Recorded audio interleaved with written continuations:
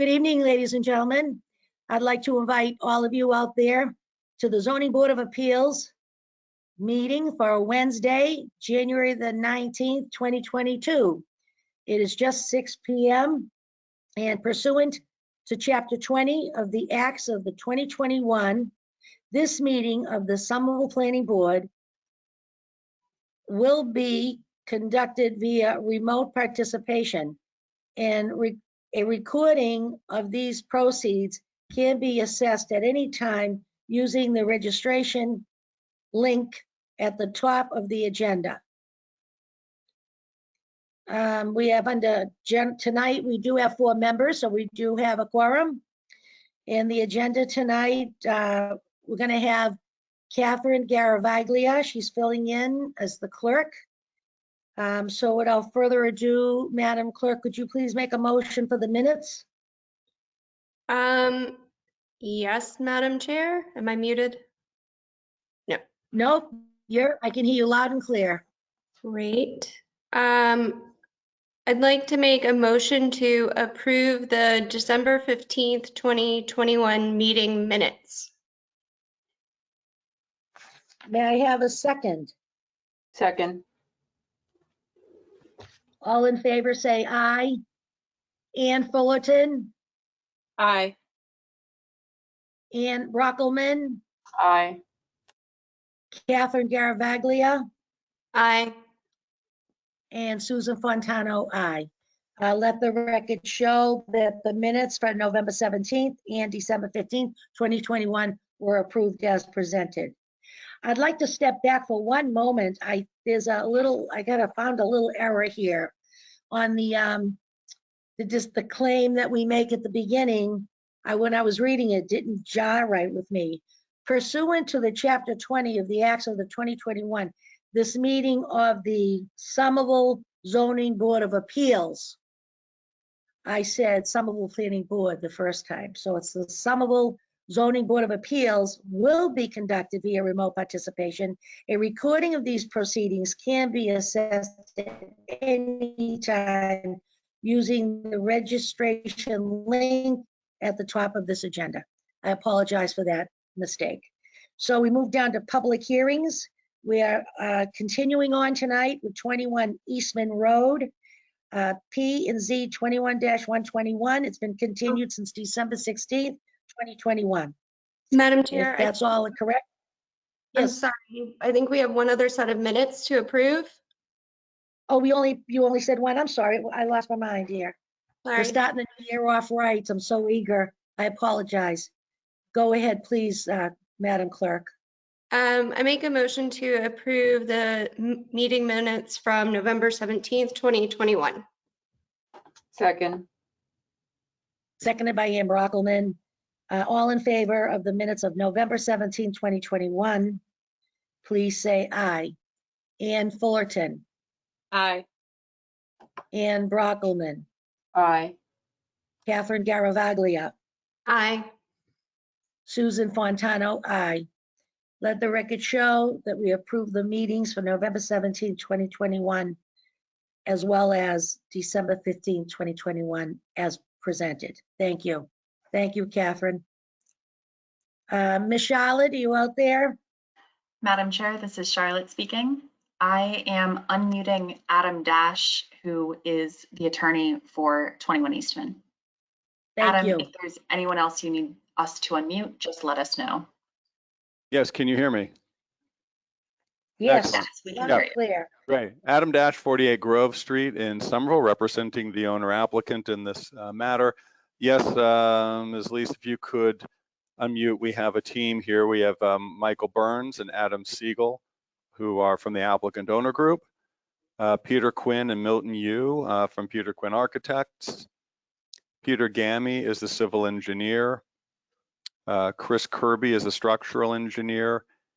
And we have a landscape architect. It's either Blair Hines or Natalie. I'm not sure which one is actually here tonight. But This is Charlotte speaking. I have unmuted everyone that you identified who appears on the attendee list. Phenomenal. Thank you. Thank you. Just a reminder for everyone who is not, or for everyone on the team, if you're not actively speaking, we just ask that you mute yourself, but you can unmute yourself if you need to jump in. Well said. So, Thank you, Charlotte. yes. So Evening, Mr. Adam Dash again. Yes, thank you, Madam Chair. Adam Dash again. So we were before you last on December 14th, 2021. I walked you through the 4+ year history of this project. I will not do that again. However, to note that this is our 4th and hopefully last zoning board of appeals meeting on this matter over the past 2+ years. So at the December 14th meeting, the board asked us to come back with some things. So one, the board asked to see if we could revise the plans to eliminate some variances, including joining the 2 buildings to eliminate the variance for having 2 principal structures on 1 lot. We have done that. We've eliminated, in fact, 6 of the 13 categories of variances that were listed in the December staff report. And by joining these 2 buildings into 1, we've cut the number of total variances from 22 down to 9, as stated in the supplemental staff report. Number 2, the board asked us to create individual sheets illustrating each variance one at a time on each sheet to separately show them so we could walk through them. We have done that and submitted it. We provided a more detailed explanation for each of them. My intention is after this sort of intro to start walking through those plans, which are V1 through V13 that were provided to you in advance of the meeting, to show you, and we'll show you each of the variances that we applied for and why they are or are no longer needed. Third, we also provided a massing comparison between the plans that the zoning board heard on November 6th, 2019 and the current plans, so that those of you who were not on the zoning board in 2019 can see how much smaller the building has become. I would remember that in 2019, the project only needed a steep slope special permit and no variances. And that is that's when the zoning board had asked us to build the structure more into the hillside and not worry if that caused variances. We did that, and that is the current plan. Of course, in the meantime, the zoning ordinance changed. So, and that is why we got a bit delayed. So what I'd like to do, I don't know, Charlotte, if I can show the plans or you can show the plans, but if someone could pull up the variance plans, it's the document called Eastman Road 21-variance diagrams. This is Charlotte speaking. We generally have applicants show those plans. Are you the best person on your team to share your screen? I am a person to share my screen, so sure.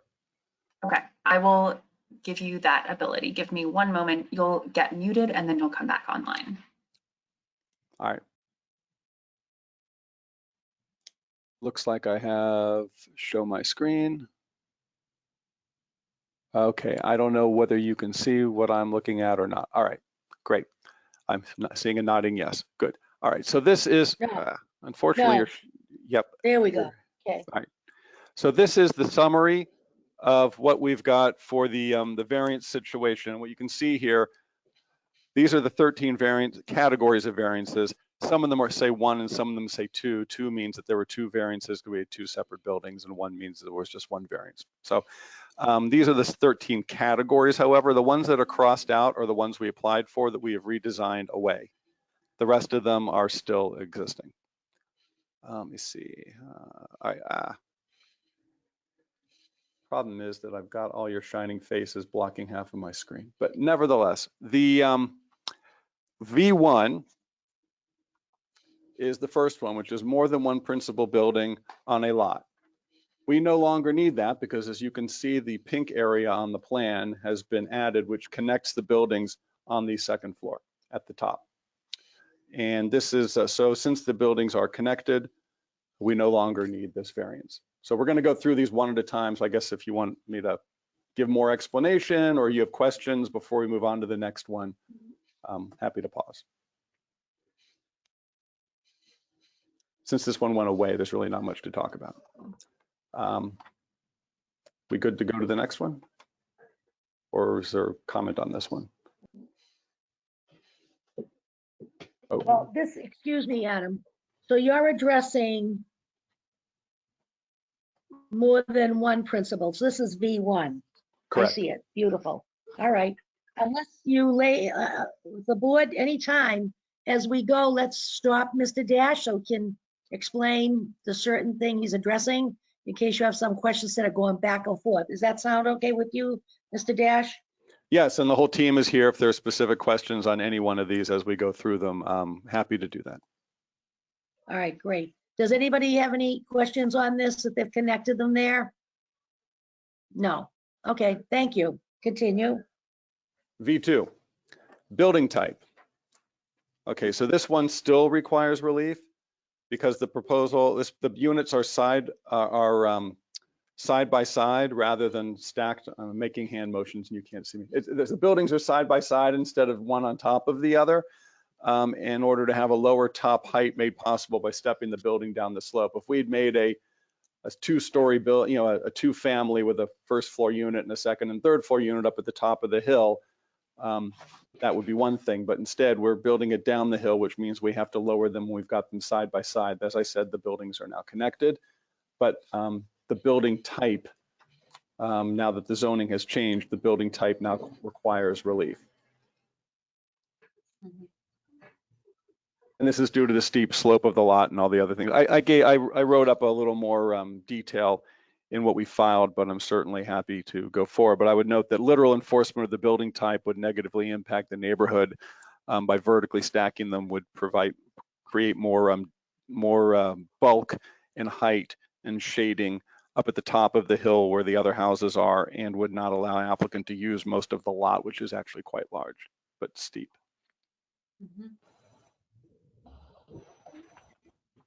Okay, any questions?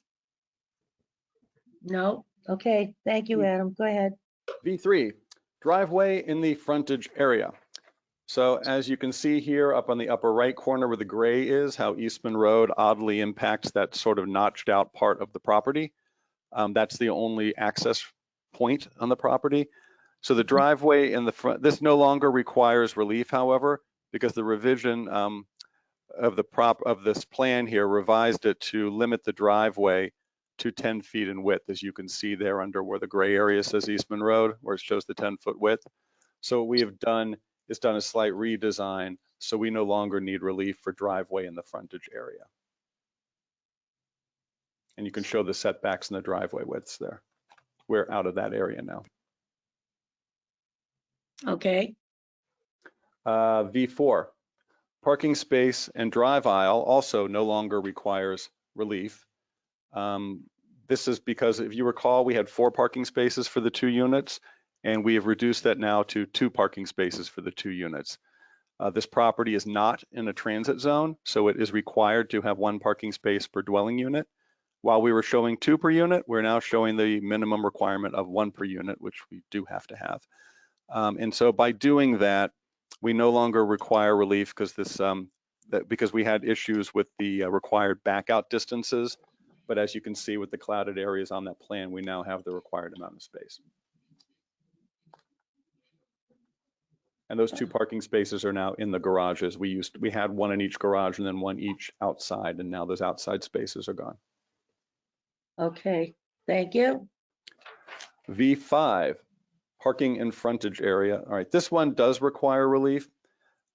This is because parking space for unit 1 there is within the 20-foot minimum primary front setback, as you can show there. It's barely within it. You can see the 20-foot line over there in the upper right, and how the orange is slightly below it. I would move my mouse on the screen to show you, but that wouldn't do you. Actually, I can move my mouse on the screen. I forgot you're looking at my screen. Hold on a second. What? And then I just need to unfortunately, see if I can get your faces off the screen. Great, there we go. So if you can see here, there's the 20-foot line, and you can see how we are in it here with this corner here.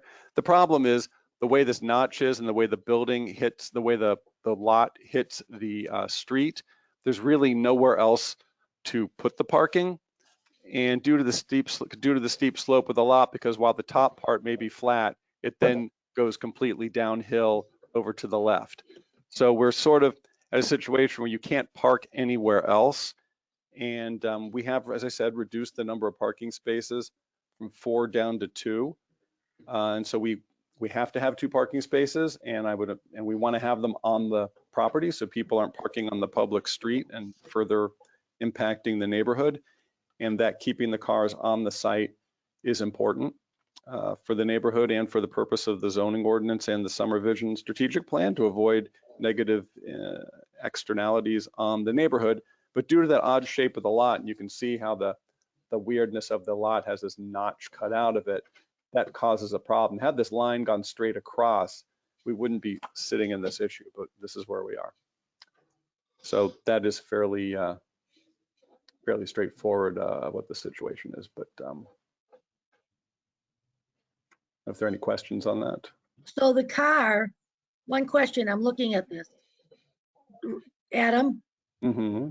Adam, Yes, yes, yes. can anybody hear me? I can hear you. Adam.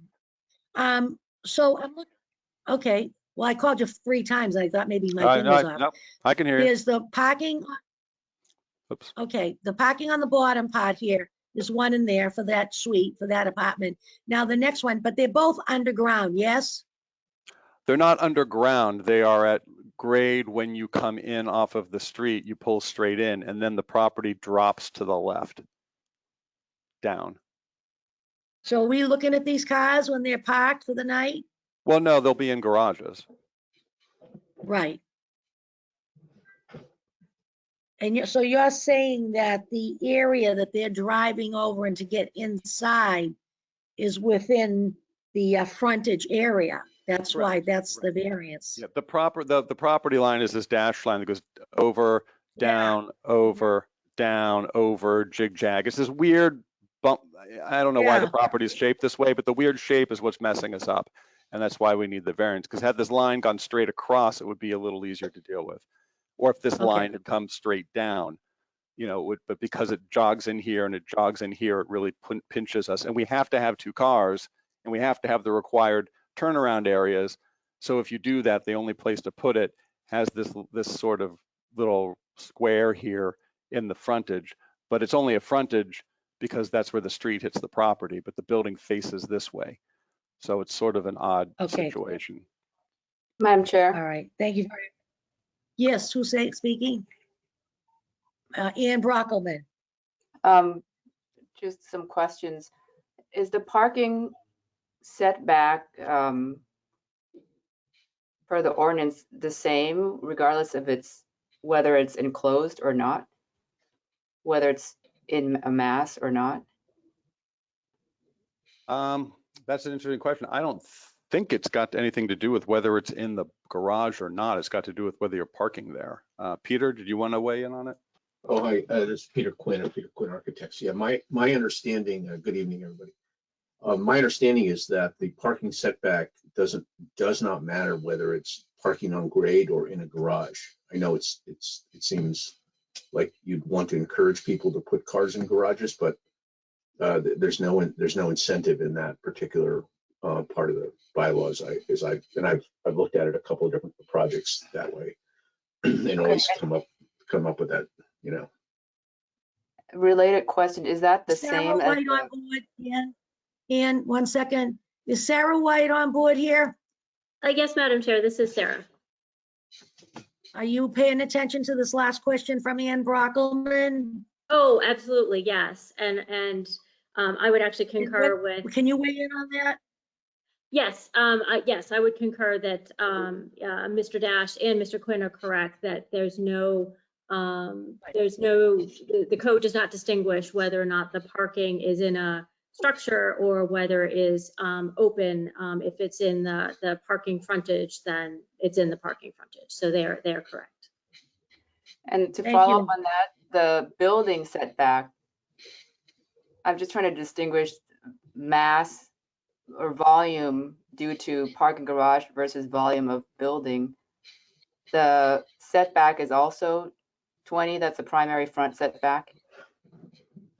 I could speak to that, unless Sarah White wants to answer that. Oh, go ahead, Peter. Yeah, so the building mass setback is totally different. And that does vary quite a bit, you know, from building type and zoning district. But these parking setbacks of 20 or 30 feet show up in nearly every district, as far as I know. And for this particular lot, is the 20 for parking 20. and 20 for building, is that the same? No, the 20 for building is not. It's not 20 for the building. It's I believe it's 10. Okay. So, when you think about how the zoning is set up as building form, the assumption is you're going to have sort of a normal looking building form. And if you are going to park in a garage or you're going to park in your yard, you have to be 20 feet away from the street front. Yeah, it's traffic safe. Independent of whatever the building is, yeah. Thank you. Thank you. And at the end of the day, Mr. Quinn, how far from the street is this, the beginning of the building where the garage is, where the driveway is? So, yeah, that was something we corrected, and we'll get to that in a second, but it is now at least 10 feet, so it's complying. Okay. And you're gonna get to that more of Adam is, yeah, explanation? unless he fell asleep there. No, I'm wide awake. Nope, we're just doing these one at a time. We are getting into the building in the later Vs here. Thank you. All right, thank you so much. Next, please, habitable space depth. Yes, Madam Chair. V6, habitable space depth does require relief. And this requires relief because the design is putting the main living story below the grade at the facade in order to lower the top height of the building. This is sort of a situation where, because the building is rolling down the hill, the building is upside down, if you will. You enter the top floor up at the top of the lot is you enter in the living room and dining room, and then the lower floors as you go down the hill are the bedrooms. So the bedrooms are on the lower floors and the living space is on the upper floors, and that's only because it's going down the hill. So that makes the building upside down in design, which makes things a little odd when actually literally enforcing the definitions in the code for things like this. We feel the importance of building it down the hillside and making it lower. It decreases the impact on the neighbors. And that's why we're not vertically stacking the units. So you can see here on the blue exactly what the habitable space depth is. And Peter, I guess, could get into the technical details of that if you wanted to. Peter, did you want to have any comment on that? No, I think it does. You've explained it. Thank you. Thank you. Anybody have a comment of the board? No? All set. Mr. Dash, next, please. Yes. Thank you. This is V7. I have two, 7A and 7B, one showing one side of the property and one showing the other side of the property. These are the number of stories, which does require relief. This requires relief because due to the slope, reducing the top height of the building, the proposal's again stepping down the site, which creates 3 stories plus this one, you see not a story here at the bottom, as it sort of goes down the hillside. And because the floor above it is 5 feet or more above the average grade, and as you can see here, the grade is so steep, the average, is a little bit, hard, a little unusual, that the average grade in such a steep site is going to be far below the average grade level of a typical site, which, when looking at the definitions, again, applied to an odd lot like this, requires relief. And that's 7A showing the one side, and that is 7B showing the other. I don't know, Peter, do you want to talk about the red lines here? Yeah, certainly. This is Peter Quinn again. So I think we were asked by a couple of the board members to address the question of what a typical massing using a standard building form, such as a detached 2-family would look like. And this gives you an idea. Now, we haven't vetted every aspect of this to see if it's 100% compliant, but this is typically, we've designed a number of these all over the city at this point.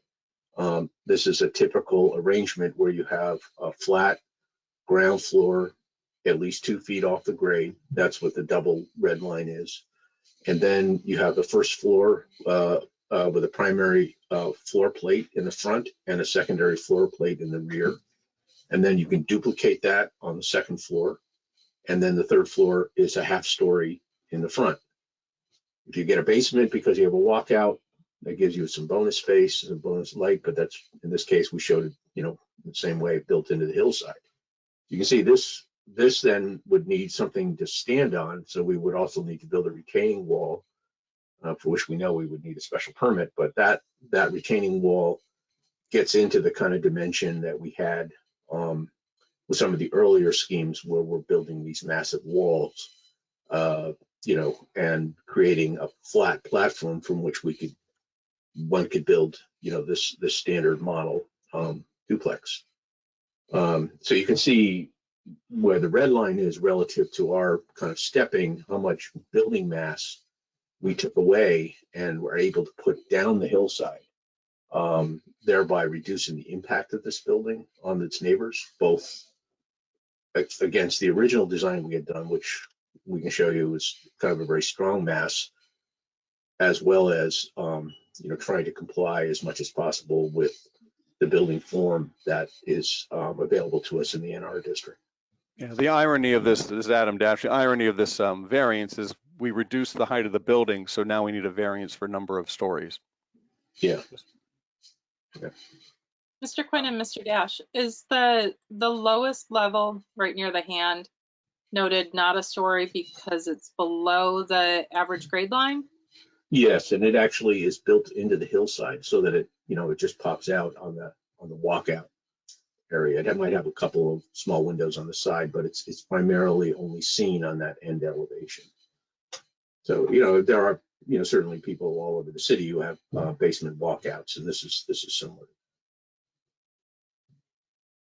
So that's 7A showing one, and this is 7B showing the other side of the property with the other unit. But this, what Peter's saying, is the same, and this would require to build it with the required number of stories in a conventional manner would require this 26-foot retaining wall in the back.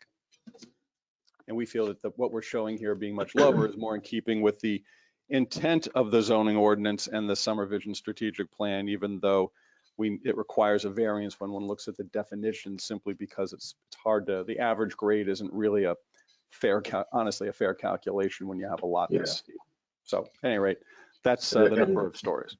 As Peter Quinn again, I would just add that we conceptualized this design thinking of the building itself as the retaining wall, rather than building a giant retaining wall and then building something on top of it. So this thing just steps and sits on the hillside, retaining it in place while kind of keeping a very low mass as well. Can I ask a question before we move on? This 26-foot height retaining wall, do you know what the structure of that's going to be, what the materials are? Well, we don't intend to build that. This was just shown for illustration purposes of what could be done if one were to follow the literal interpretation of what's allowed in the NR zone. Right, yeah, Madam Chair, it's Adam Dash. The red line is not what we're building. It's what the zoning would make us build if we were trying to do what we could to try to be compliant with the number of stories. The gray is what we actually want to build, which is as much, as you can see, much lower and smaller building down to low slung building, rather than if we did the red. And the red would require this big wall. So none of the red is actually being proposed. We're just showing you a comparison of what we're doing, trying to make the building smaller, however that triggers a variance. In making it smaller, and like you said, you're challenging the stories. At what do you have to put up any type of retaining wall back there? No. At the end of the day? No, Hi, Peter. everything is, yes, Peter Quinn again. Everything is, 4 feet, 5 feet and under, just, very simple, stone walls, no large 26-foot retaining walls. Adam, if you want to go to one of the 3D models that we did, you can see that readily. It's on sheet, let's see, what sheet is this? I'll probably get there before you figure that out. Let me see. It's the second 3D model after sheet A32A. Yeah, I'm working my way through. Hold on. Yep, this is in the main set. Yep, I've got it up on the screen. This is the beginning. So tell me which one you want. Do you see that? Next one. Yep, I do. Yeah, right there. Okay. So that's, this is sort of what we're talking about. So you can see how the walls that are here on this rendering are relatively low in the back, because the building in itself being built into the hillside almost is its own retaining wall in a way.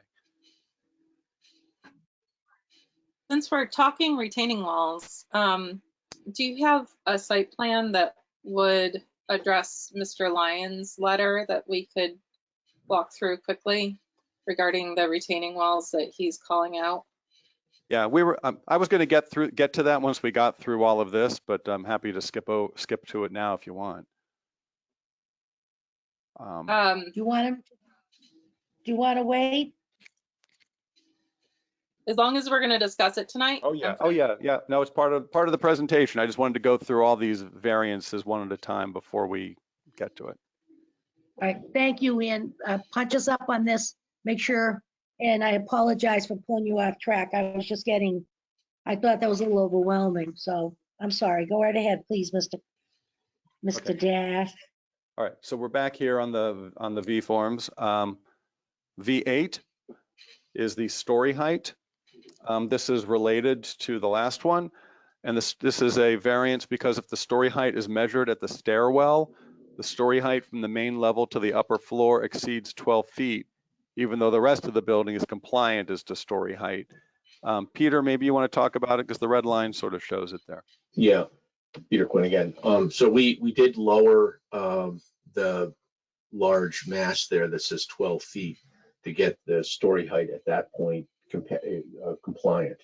However, we were worried that in the stairwell itself that takes you up to the level above the garage, there's a point at which the height is quite high because it's a stairwell. And there's nothing in the bylaw that says a stairwell is an exception to the story height, but it makes sense that it would be. But of course, since if you're in a stairwell, there's a point at which you have the ceiling of the second story and the floor of the first story all aligned, and you would have a point at which you'd have a very, very high ceiling. You're only allowed to have 12 feet. That's what we have. But at this one point, we think it's a technicality that we didn't want to pass over, and still state that we need a variance for it. Right, and this is Adam Dash, and again, this is related to obviously the slope of the site, which is what literally enforcing the story height would negatively impact the neighbors, as we talked about before. And if we had to vertically stack the units, they would be as tall as we were showing earlier. And so that's the trying to build it into the hillside and reduce the impact creates the need for this variance. Madam Chair, Yes, Ann. the way Peter Quinn describes it, though, wouldn't every regular building with a stair require this story height? Because there is some point where you measure from the first landing to the ceiling of the next story. If it's this technicality where there is no clear code exemption, wouldn't every project need this? Is that what you're saying? Not specific to this project, specific to the way the new code is written. This is Peter Quinn. Yeah, we some things seem obvious, but we do have a stairway here that has a little bit of an offset in it, so it clearly has a point at which there's a higher ceiling.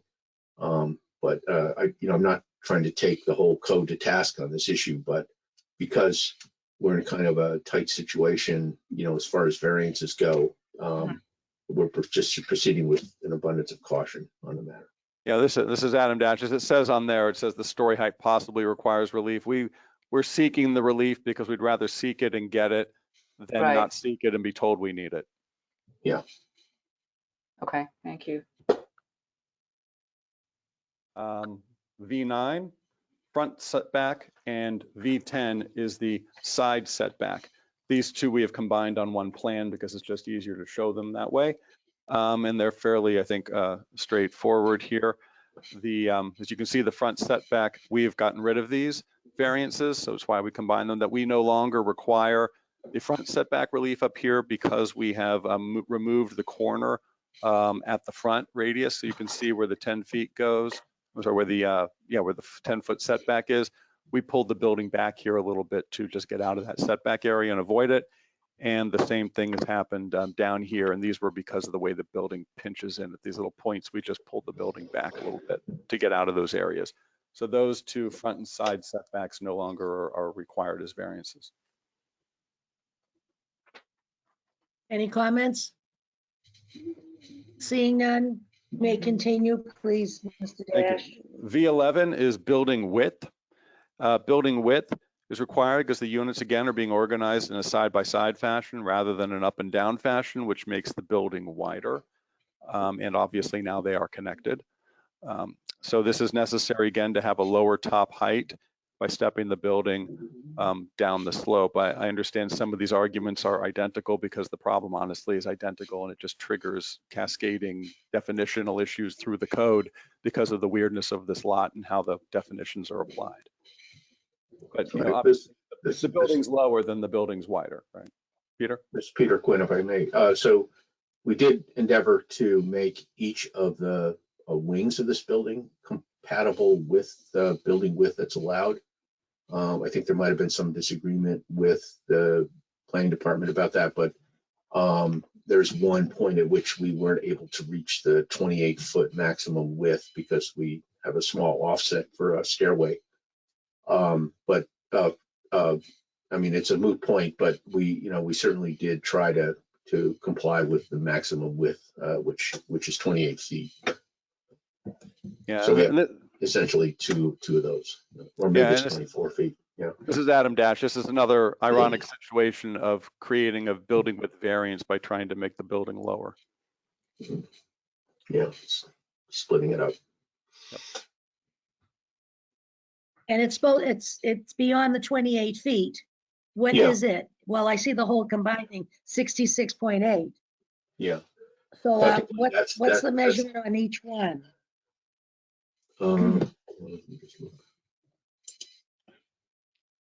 Yeah, that is in the plans. Yeah. It's gonna take me a second to get that information for you, but I believe. Sure, no, take it. All right. So unit 1, the maximum width is 25 feet. And unit 2, the maximum width is 28. But there's one point where we have a little entry vestibule where it gets wider. So On unit 2? On unit 2? Yeah, this kind of inevitable. But yeah, that's what maybe Milton can just tell me what that's 29.5. So it's a 1.5 foot of additional width. That's Adam Dash. It's a very small variance, but it is there nonetheless. Yeah. Okay. So if they weren't connected, if they were not connected, unit 1, 25 feet would be perfect, and unit 2 Yeah. would be perfect. But because you have to put them together, and now it's considered one building, you're measuring up to 66.8. Yeah. Okay, I got it. Okay. All right. Does anybody have a question? Any of the ladies tonight? No? Okay, moving right along. Thank you. V12, ground story elevation. This also requires relief because the ground story is too low. This was done to reduce the height of the building, but this we thought was a good thing. By making the building lower than is required, we thought that was better in keeping with the purpose of the zoning ordinance and the Summer Vision strategic plan. And that literal enforcement of ground story elevation would negatively impact the neighbors and require us to build a taller building. And this is also, again, due to the slope and the hillside and the uniqueness of this in the neighborhood and us trying to build it into the hillside. You can see the red lines here, which show that, Peter, that is if we complied, correct? Yeah, that's right. If we lifted the entry level up 2 feet. Yeah, so we're 2 Thereby feet. creating more shadow on our neighbors. Right, so we're 2 feet under the required ground story elevation.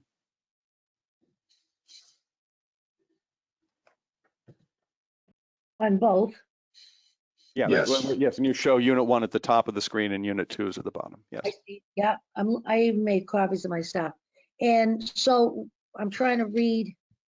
So what is the height? 8 feet? What is the height of the ceiling? Does that say 8 feet in the plan that I'm looking at? V12 does not have that measurement on it, but it's on the regular plan set. I don't know, Peter, can you call that up? I'm gonna need Milton's help on that one. Milton, could you unmute and just state that? This is Milton Sarah from my White. office. Hello, Sarah White. Yes, Madam Chair? What is this height supposed to be? They're I- saying they're 2 feet above grade for the Oh. first floor height. I understand your question now, Madam Chair. So the way the zoning is set up, the first floor, wherever you enter the building, is required to be at least Yeah. 2 feet above the grade that you're coming from. So in other words, when you enter your house, you have to go up at least, a couple of, maybe 3 steps to get in. Yeah, Excuse me. For us to do that would mean raising the height of the building. In other I words, we see. just lift the whole building up. So we avoided doing that. We do have a Yep. step there. I think it's 8 inches or so. But had we complied, we would have, we raise the don't whole have- building. We would have raised the whole building. We don't have an exceptionally high Got it. Yeah, ceiling on the second floor. It's only about 9 feet on the inside. So maybe a little less, Got like it. 8.6. Yeah. So that's what's behind this. They want the buildings to have this step up in relationship to the street. However, we're in a Yeah. location where we don't really relate to the street that way. So, it's kind of doesn't really quite work. okay, great. Thank you for the explanation. I appreciate it. Sure. Yeah. And number lucky 13. Yes, 13 does not require relief any longer. This is upper story fenestration, which no longer requires relief since the upper story does not face a front lot line. Again, this became another technical matter. I know Peter could get into the details if you Yeah. like. So we had, Peter Quinn again, we had a second story on top of this, where the blue is that you're seeing.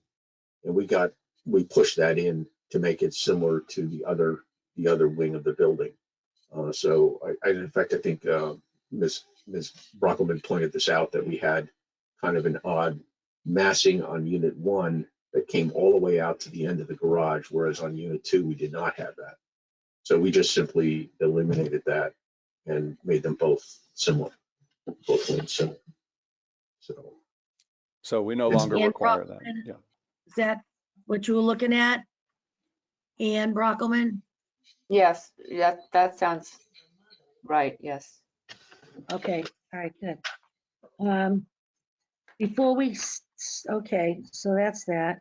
Well, yeah. Before we get off this page, Ann Fullerton, Brockelman, and Catherine, do you ladies have anything you want to address on this right now? Or did they answer the highlights of each number the way you wanted them? Ann Fullerton, are you satisfied with this so far? I'm satisfied with the review of the variances. I certainly have other questions, but Beautiful, great. Okay, good. Okay. All right, Mr. Dash, continue, please. Thank you. I want to now just briefly go through, this is what you're seeing here, the comparisons between what we showed you in November of 2019 and how the building changed. We can quickly go through this and then address Mr. Attorney Lyons' letter. This is, Peter, do you want to talk through this since you produced these plans? Yes, if actually, would it be possible to change the screen sharing to me?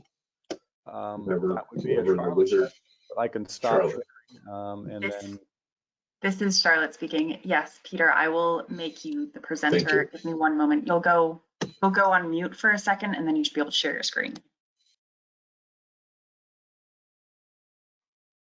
Okay. I think you're on, Peter.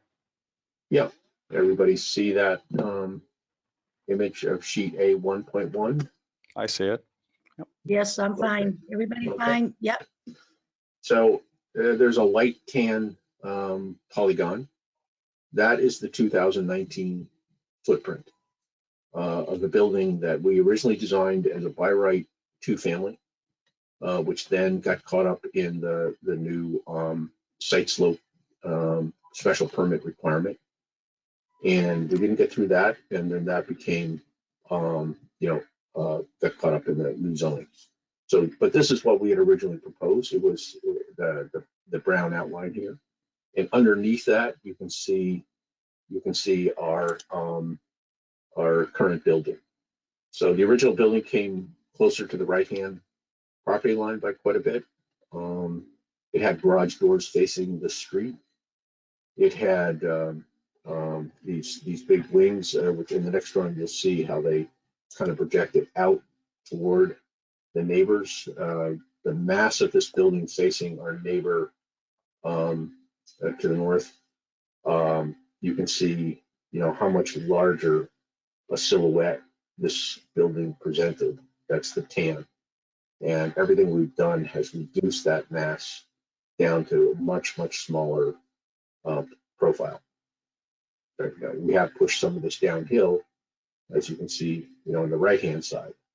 And our building is smaller than it was before in terms of square footage.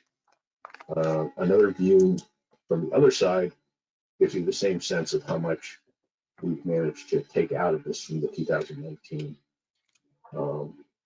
original drawings. And this is Adam Dash, and that was, again, when we had the discussion in November 2019 with the zoning board about building it more into the hillside, lowering it, and that you can see we've clearly done that since then. I just wanted to bring that to your attention, just to bring everybody up to speed. Thank you, Peter. I don't know if there are any questions on this before we move on.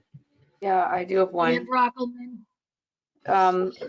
On the lower left, no, back to the, Yeah. yes, lower left, where it says 10 feet. Was that a plinth build out?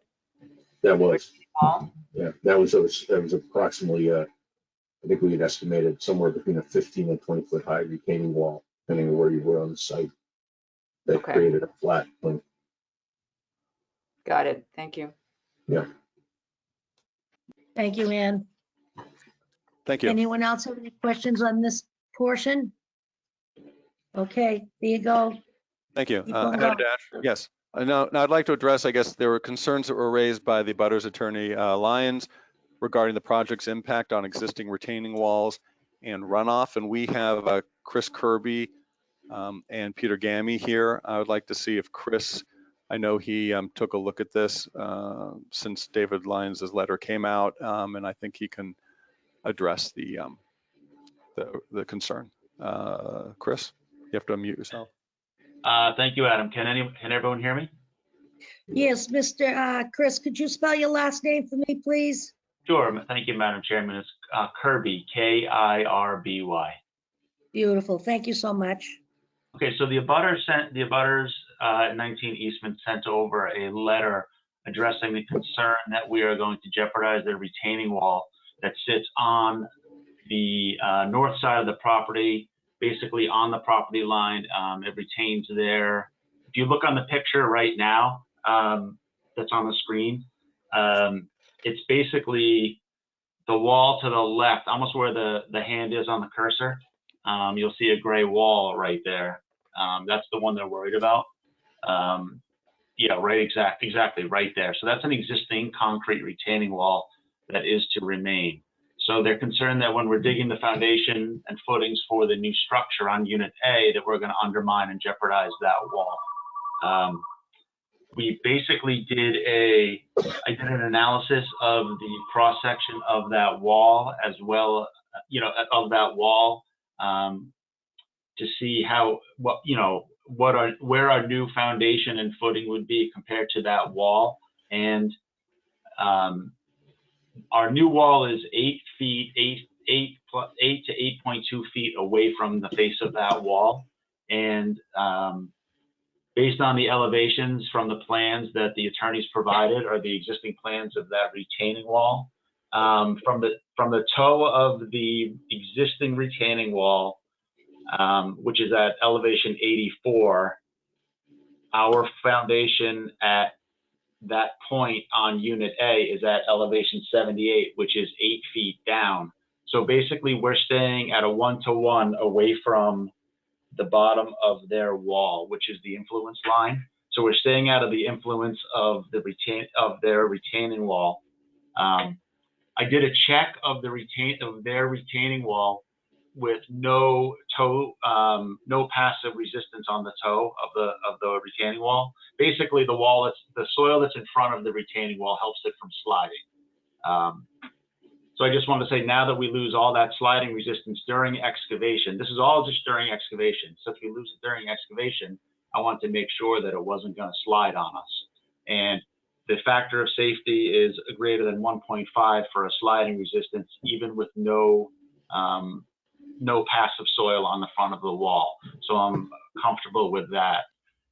In the final condition, the grade actually gets, right now the grade is at approximately a 45 in front of that wall. It's going to go to flat. So actually the condition in the final state actually makes that wall even more stable than it is now. So I'm comfortable with the stability of that wall. Now, as their attorney noted in the letter, and I agree with 100%, this wall, as well as the structure at 19 Eastman, should have a pre-construction survey, just to make sure we, document all the cracks, all the warts on the structure, just so we know who owns them in the future while we're excavating. There's going to be, careful excavation as we're digging on adjacent to that wall to make sure we don't jeopardize the wall, create too much vibration, and any structural concerns for that wall. Monitoring is the best. The numbers work that it's going to be stable, but on top of that, you need just constant monitoring of that wall just to make sure it stays as is. Yeah, I would note it's Adam Dash for the record. Chris Kirby is our structural engineer. And then I know Peter Gammy, who's the civil engineer on the project. Peter, could you just talk about runoff briefly? We filed, or at the beginning, a whole huge pile of documentation about this, but can you just sort of speak to the concerns in the letter, please? Adam, are you referring to runoff as it pertains to the wall or the overall site runoff? I would say overall site runoff, unless the board had other questions as well. But you could talk about the wall too, if you like. Yeah, so the overall site, as I mentioned at the previous our previous hearing, because of when you look at site drainage, the existing conditions on this site are essentially all of the runoff that hits the site flows down gradient, and there's no stormwater mitigation or management, which is of course why you have ongoing erosion and problems with the site today. By introducing the new buildings that are going in and collecting all of the runoff from the building, from the driveway, and managing that with the infiltration system that we proposed, you're actually providing a much better control over the runoff on the site. So in the hydraulic analysis that we've done has shown that we're decreasing runoff both in volume and peak flow for all events up to and including the 100-year event. So it's not only reducing runoff, but it's also by putting the buildings there, it's providing much more stability on the slope, which is helping overall site erosion and stormwater management. Yeah. So this is Adam. Yeah, sorry. Go ahead. Yeah, excuse me. I have one question. So what you're doing for this site, when I say the site you're building, it's going to help other people in the area? It will help them in the sense that if you think of the site today, there's no controlling the runoff at all. Everything that hits the site basically runs down the slope. Yeah. And that's where you have your problem.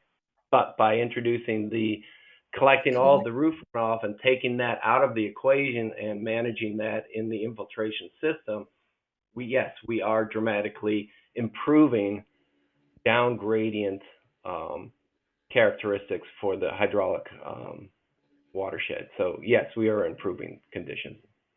Thank you. Anybody Is else there- have a question? Yes, Hi, Madam. Ann Fullerton. Yes, please. Is there any concern about the pinch point at the far upper left corner of the existing stone wall and what looks to be a new retaining wall, about displacing that wall and or again that capturing runoff, becoming a wet spot, anything like that? Chris Kirby, would that be a question for you? I think that's Peter Gammon. All right, Peter, I'm sorry, Mr. Peter Gammy. Is the area where you're referring to, is that where the hand is kind of located right there? No, to the left. So upper left, there's a little gray existing stone wall and what looks like a 45-degree wing of a new retaining wall. Okay, and so your question is that wall, is there going to be an issue with runoff from that area that's up gradient from there going to possibly create a problem at that pinch point? Yeah, so it's a two-part question. It's really for Mr. Kirby and Mr. Gammy. So the first question is, because we're creating a pinch point, is it going to create a hydraulic issue? The second question is, I assume that stone wall is largely somebody else's wall, and what is the proposal for mitigating having to take it apart when you're putting in the retaining wall? Okay, from a drainage perspective, so you've got natural soils running along that down gradient along that edge, and then up against the wall you'll have crushed stone, and so any runoff that comes across there will go into the crushed stone and have weep holes that come through. And it's a fairly small linear area, so and so we're definitely it's not going to be, I don't anticipate that'll be any issue at all with stormwater runoff in that area. Okay, is it a tall enough retaining feature that it needs weeps, or is it really just a pretty insignificant wall at that point? It's just about 3 feet here in the wind. Well, I would definitely call for crushed stone behind it with weep holes, just to ensure that any water that does come down that migrates through the soils and gets in behind the wall would have the ability to flow freely through the wall. Okay. And for the installation of that wall, any sense from the team about whether or not the return on the owner's property, on the applicant's property, is going to be maintained, or what the dialogue has been with whoever owns the rest of that wall? This old one. Hi, this is Chris Kirby. That stone wall appears to be a couple of feet onto the applicant's property, and we will try to maintain that as best we can during the construction of that new, call it wing wall, fanning out. And if we could just recreate that stone wall, once that new wall goes back up there, and just blend it into the slope. And has that been a topic of conversation at all with who? I assume that it's Mr. Riley and Ms. Waring who own that wall. Has that been a topic of conversation, or has everything else been bigger picture at this point? Well, this is Adam Dash. I would note that the issues that have been raised in the letter that just came in are pretty much the first time these issues have come up. I mean, there have been generalized issues over the years of water, and we have filed, the plans to show the steep slope and how we're managing the water on site. And we have the engineers who've said that it'll all be a vast improvement and not a problem. The items that came up in the letter this week, I mean, as you heard, the earlier letter had to deal with we're shading them and all of that, and now the letter is, move the building to the middle of the lot, and now it's the wall. So no, we haven't had conversations with them, and we've had conversations attorney to attorney over the whole course of this, and it's been collegial, but obviously we've come to the conclusion that they can speak for themselves, but it sounds like they just don't want any project here at all, and I don't know how else to address that. So no, as far as this particular wall came up, this wall conversation only really came up recently, and we have not talked with them about it. As you see on our plan, we're intending to leave it. we're not going to disturb it. I So think it's going to be impossible not to get the footing in, but anyway, that's for you guys to solve. But my question was about, you know, what the discussion points had been really with the neighbor regarding their retaining walls, because we had addressed the upper retaining wall and Mr. Kirby had addressed the factors of safety that he felt comfortable with. And I assume you guys are going to respond in writing regarding that. I just wanted to ask really quickly if Mr. Kirby thought temporary shoring was in order for their taller retaining wall, or if that's sort of a TBD item or a negotiation point, or you really feel so comfortable with the factor of safety you think that would be overkill. Yeah, I don't believe you need shoring there or underpinning of that wall. I think it's with the one-to-one slope, and just a couple of feet beyond that corner of Unit 1, their existing retaining wall takes a 45-degree turn, which adds major lateral stability to that wall, brings it back to kind of, you know, in the center, it's a true cantilever retaining wall, but at that jog, that adds so much stability to that wall, where all of the concern is that I'm very comfortable with the excavation at that corner right there. But, you know, monitoring is very important, but I'm comfortable with it without the need for shoring. And just for the team in general, I want to be 100% clear that the footprint for this project is completely within the setbacks on that property line, correct? Correct. So including foundation, nothing outside of the property line. Yeah, this is Peter Quinn. The actual zoning setback is 3 feet on that side. Okay. We're 8 plus. Okay, great. Thank you, Mr. Quinn. Thank you, Ann. Did that answer your queries? Thank you. Anybody else have any questions regarding this or addressing this letter we received? Catherine? Yes, please. Yeah, it's just a point of clarification in looking at the letter from the Rileys. I think their comments about the retaining wall were separate and apart from the stone wall we were looking at that was identified as a pinch point. And I don't have any further comments other than their stone wall seems to be encroaching over the property line, and I don't know that that's really any of our business. Yeah, this is Chris Kirby. I believe their letter didn't address that lower stone wall at all. It was just the concrete retaining wall. Yeah. okay, this is Adam Dash again. So, and we can monitor vibrations before and during construction. That's common for projects in neighborhoods. That's not an issue. So I guess I'd just like to wrap up, I guess, that due to the steep slope and the odd shape of the lot and how it connects to Eastman Road, some variances are going to be required, but granting them meets the goal of reducing the building height and massing and reducing shadows and meeting the required parking because the property is not in a transit area. I want you to please keep in mind that this is, in the end, about building a 2-family in the NR zone. And after 4+ years of process, we've come a long way and feel the site's uniqueness makes it the poster child for variances.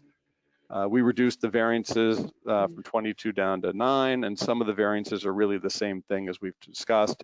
Some are really an interpretation of the zoning definition language and dealing with the odd situation we have here. And actually one is making the building smaller. The building's too small, which is why there's a variance. We hope that you would grant the slope special permit and the remaining variances as this has been going on for quite some time. Thank you. Thank you, Mr. Dash. Thank you to your team. They're very articulate and on tonight. I appreciate that. Thank you. I think our next step is, I'm not quite sure if, I don't think I closed the public portion of the meeting. And I think what I'm gonna do, because there's some new stuff, and we've got letters here. We have letters from, that were before, let me see, I'm looking at a date here. We have some letters from people from the last meeting, and this was a new letter for this meeting. God bless, from Anderson Krager. Now, I'm gonna ask staff, is there any other new correspondence or emails that we received since the 15th to today, other than this one? Madam Chair, this is Sarah White. The only correspondence that I have received directly is the one that was sent to you from the attorneys of the abutters. I would ask Charlotte to come on briefly to see if there's been anything else. I know that Charlotte always forwards everything on, but just to make sure. This is Great. Charlotte Lee speaking. I have not seen anything other than what Sarah White has sent to you. Okay.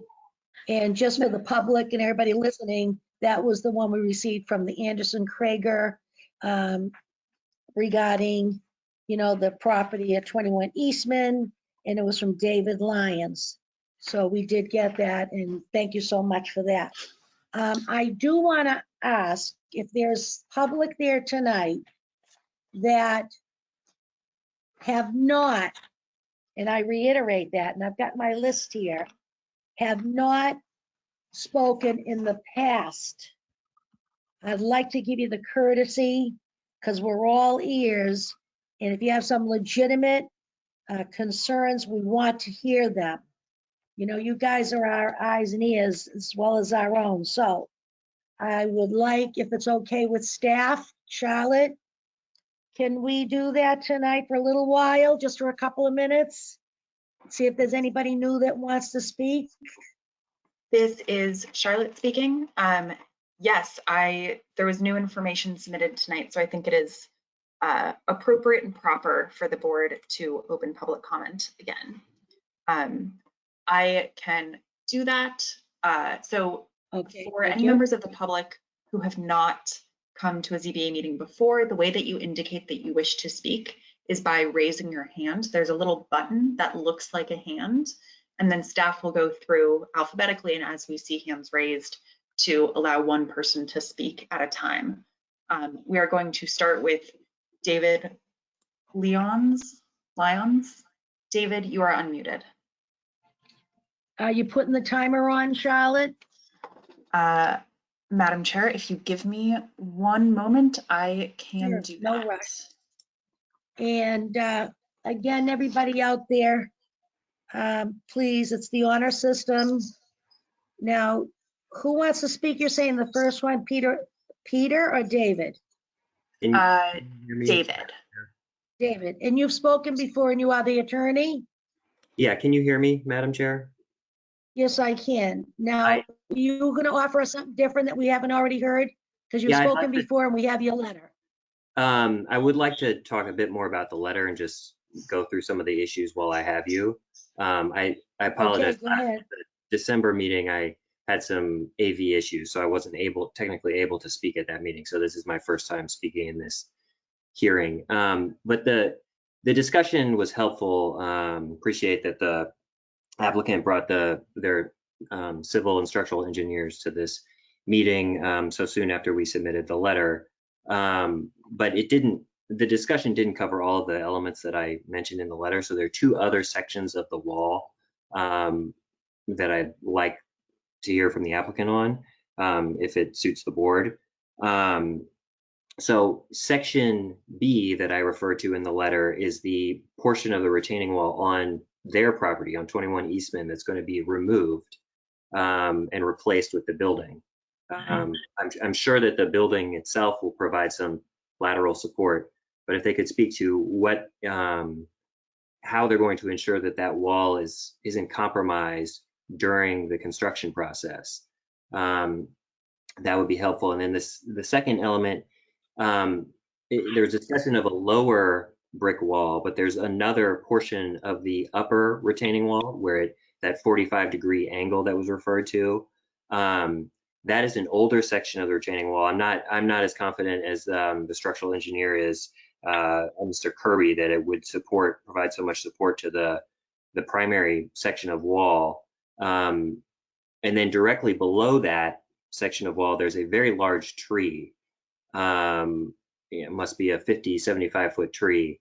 And in prior versions of the application, there have been proposals to cut a portion of that tree or otherwise affect it. So I would like to hear, I think the applicant should address what's going to happen to that tree, because it could affect a lot of people in the neighborhood if it is harmed in some way. And particularly that Mr. retaining. Leons, you are at 2 minutes. Thank you. Okay, Charlotte. Yes, Okay, Madam Chair. all right.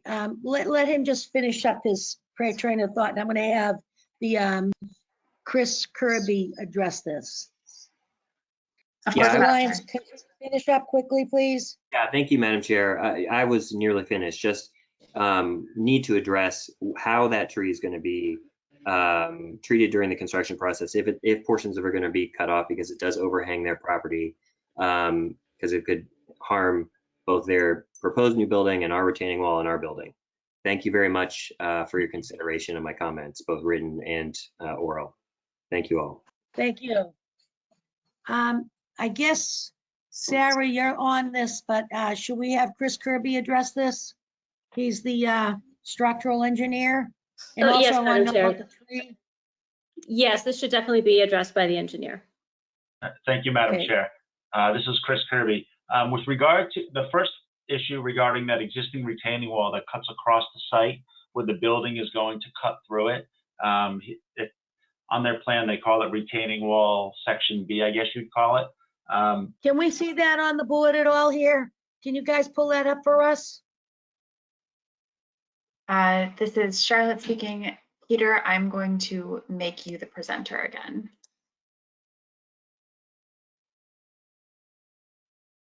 I'm sorry, I think it may have to be Adam Dash who brings that up. I don't have that. Never mind. Adam Dash, I'm going to make you the presenter. Okie dokie. Let's see. So This is the letter we got from. Yeah, can you pull up the letter from the attorney? can I pull up the letter from the attorney? On the Or screen? can you give me sharing access? Chris Kirby? Well, I got this. Does I've got this picture show the wall? Just tell me which page you want, Chris, of the plan. No. Try page 3 of that set.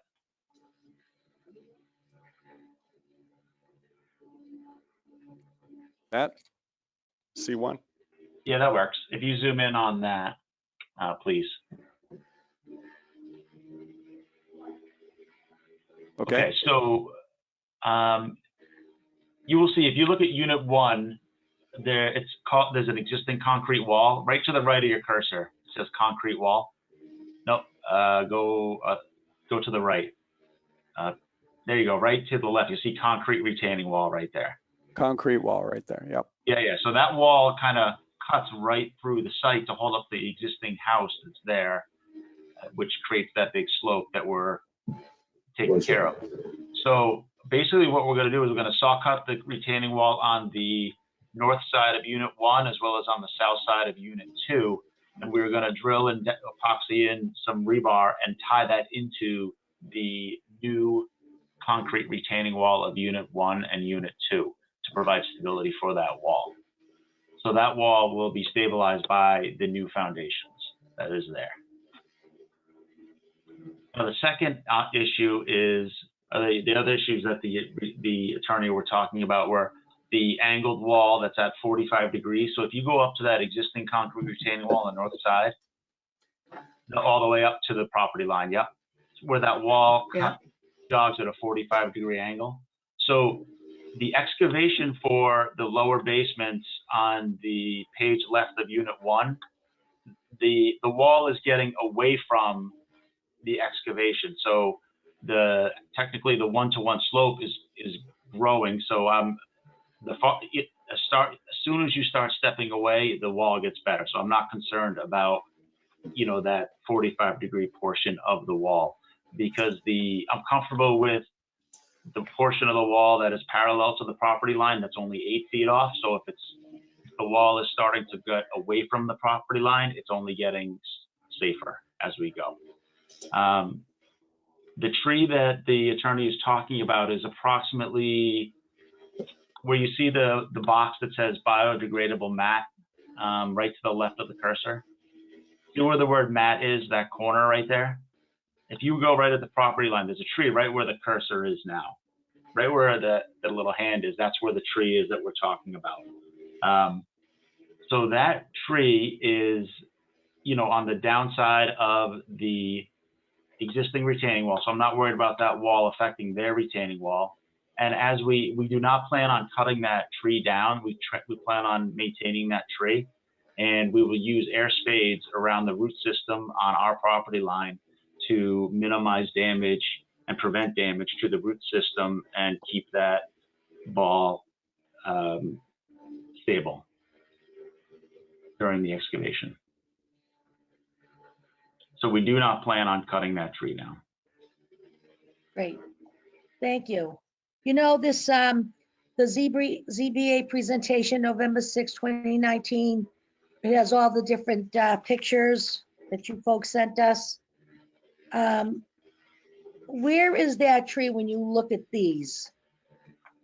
There's like 10 pages on this presentation.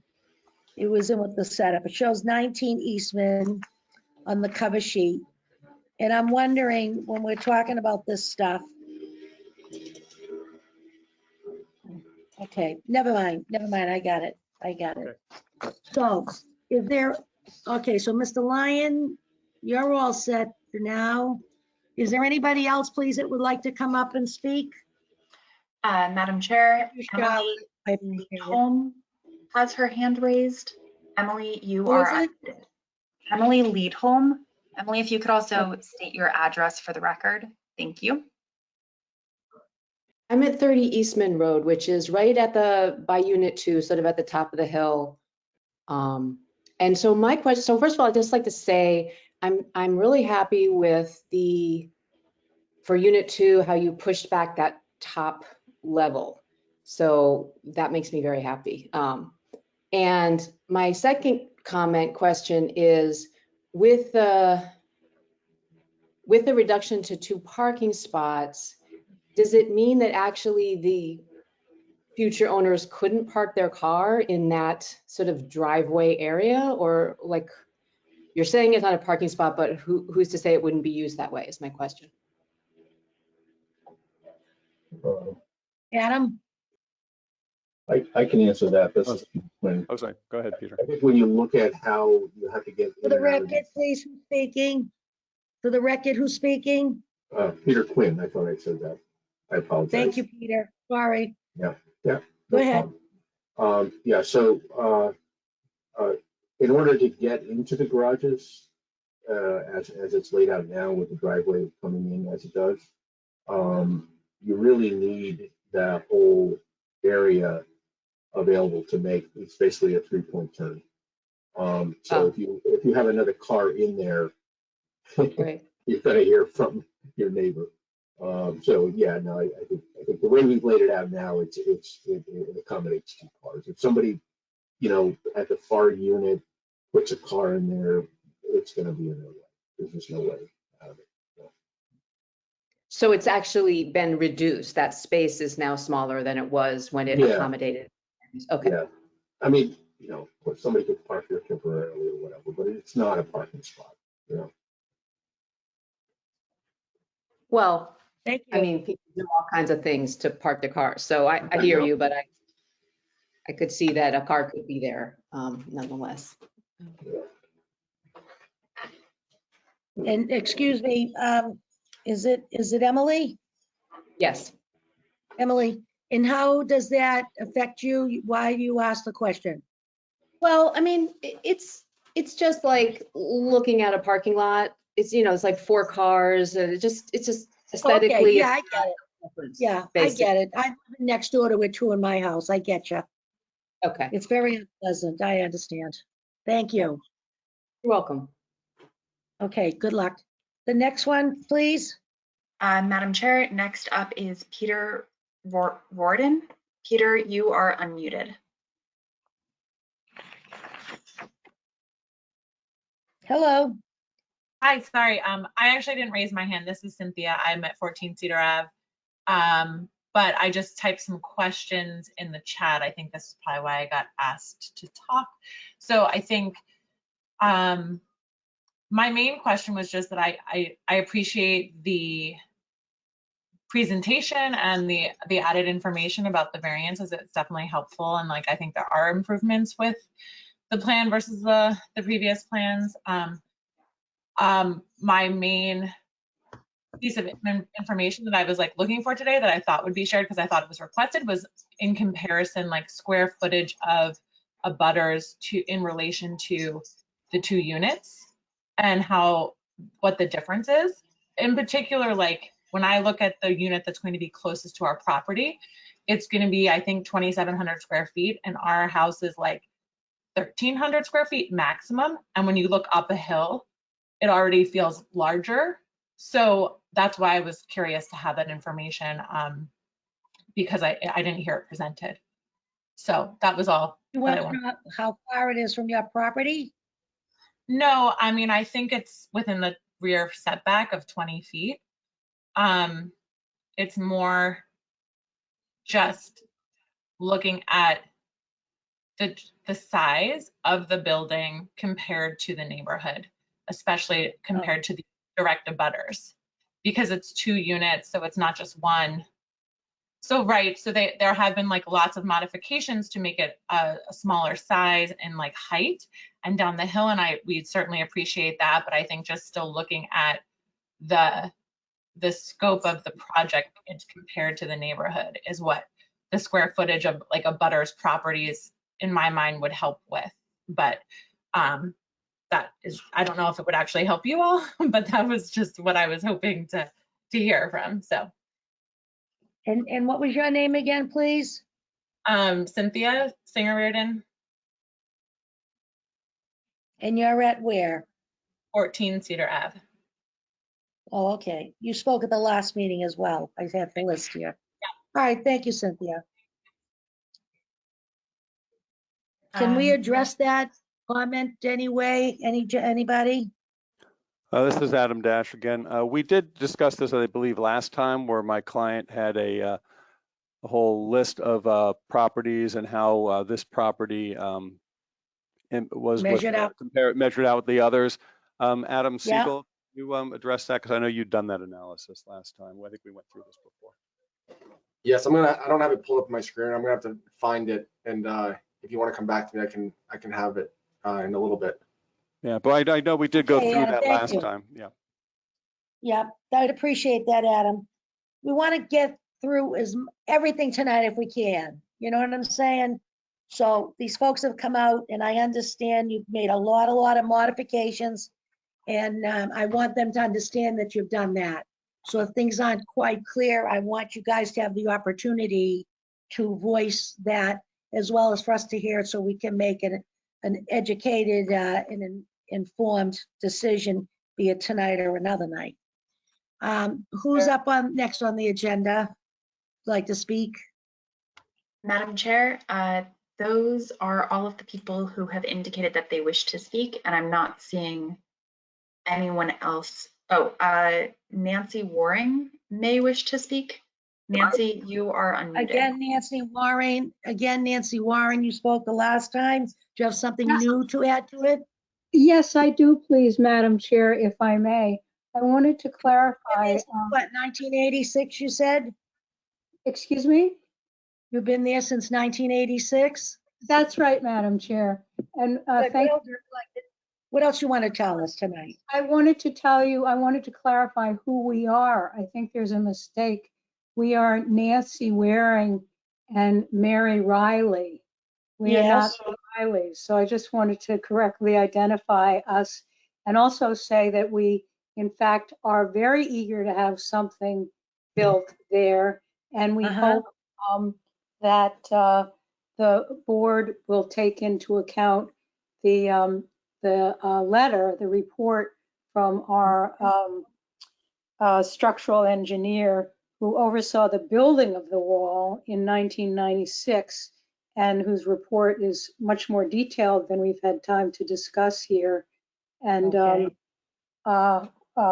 also, I do appreciate the modifications that the developers have made, but we have in fact spoken about the wall numerous times in the way distant past with Adam Siegel and Michael Burns when they were on site and expressed our concerns, which have been validated by a highly regarded structural engineer who developed the wall. So that's all I wanted to say, and make sure that we are known as Nancy Waring and Mary Riley.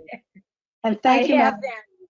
Thank you so much for clarifying that for the record. It's right here in front of us. I don't know how it was misspoken, but I have it here in black and white. So thank you so much for. I appreciate it. Okay. Who was the other person? Burns and Adam Siegel and Mr. Who's the Burns? Michael Burns, one of the applicants I was mentioning that we have spoken with him Okay. many times about the wall. All right. He was first, years ago, and subsequently also Adam Siegel. So we have spoken about the wall. Okay, great. Thank you so much. My pleasure. Thank you very much, Madam Chair. Mr. Madam Siegel, Chair. do I hear you in the background? Yes. Yes, I have some numbers. So we don't have actual measurements of the neighbors' properties. We were just using the assessor's data of their living area and total area. Typically, their total area includes the garage and the basement area. So judging by that, and we were comparing the total area to the overall lot size. So our total area we're proposing compared to our total lot size is just under 50% at 45%. Our neighbor at 19 Eastman, their total area, according to their lot, compared to their lot size, is 92%. Mrs. Reardon, I believe she's at 14 Cedar Ave. Her total lot area, or total area of her structure is 2,043, I believe, according to the assessor, and her living area is 1,057. Well, her lot size is 2,446, making her the percentage of total area to living area, or total area to lot size is 83%. So if you go down, I'm gonna have a whole list here of 21 Eastman, 30 Eastman, 19 Eastman, 26 Eastman, 8 Cedar, 12 Cedar, 14 Cedar. We have the lowest percentage of area to lot size out of all those addresses I just listed. I understand that our structure may be larger, not the largest. There's other, the total area of 19 Eastman is listed on the assessor's database as 5,548 square feet, I believe. And ours isn't built yet, so it's not on the assessor's database, but we're proposing total area 5,234. Okay, good. Okay, thank you. You're welcome. Thank you very much. Is that it, Charlotte, for the public? Yes, Madam Chair, there are no more individuals indicating that they wish to submit public comment on this case. Thank you. So at this time, I definitely am going to close the public portion of participation for 21 Eastman. And I'm going to move on to the board for our section to talk about what we've heard tonight and what we like, and if we have any outstanding questions. Is everybody ready for that? Thank you. So starting with whomever, who would like to raise their hand and put a question to Adam or any of his staff? Were all your questions answered in the presentation? Ann Brockelman. I think it's worth addressing some of the abutters' concern, which I think relate more to scale, right? When comparing the building, in their neighborhood, a new proposed building to their existing. So I don't think square footage alone or lot percentage coverage tells the whole story. I'm looking at the rendering, And I wondered why the applicant didn't show them more. It's part of the revised drawings. Charlotte, if you want to, or Peter Quinn, walk through those as well. Those are the latest renderings, right? Correct. Yeah, this is Peter Quinn. At the end of the plan set? Yes, exactly. Yeah. So, you know, for example, because, you know, if you look at 81 Cedar, and then the footprint behind, that is similar at the inset plan right there. Mm-hmm. Do you want to point to that? Yeah. You know, but then of course from Cedar Ave, you have this big wall, and if you were to rotate it so that it matched 1412 Cedar, then Cedar Street would get the big wall. So, you know, that is an architectural problem, I think, for the architects. But I do see that the footprint, you know, is similar. But then if you keep going, you know, that this does look like a 3-story because of the walkout. So, so then unfortunately, you know, it looks taller than, for example, 81 Cedar, because you are taking advantage of the basement level walkout, right, which does not need a variance. And then so if you keep going, I just wanted to, you know, talk to this, what I'm seeing, you know, with the public as well. Yes, that's a good one, right? So I do see you trying to break down the massing instead of being a long blank wall. But I think it is modern, you know, contemporary architecture without pitch roof, so it will look more unique, you know, as opposed to fitting in with all the pitch roofs in front. But the massing is broken down smaller.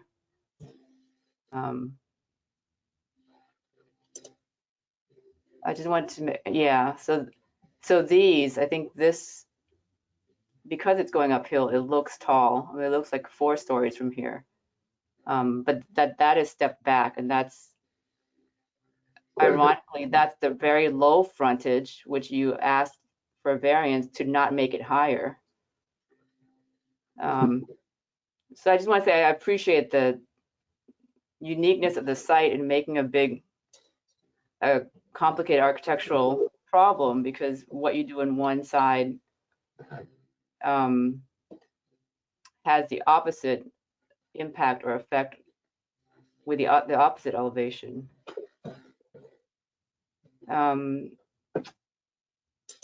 So I just wanted to address that. If the architect or the applicant wanted to talk more about, you know, what strategies you try to employ to reduce scale.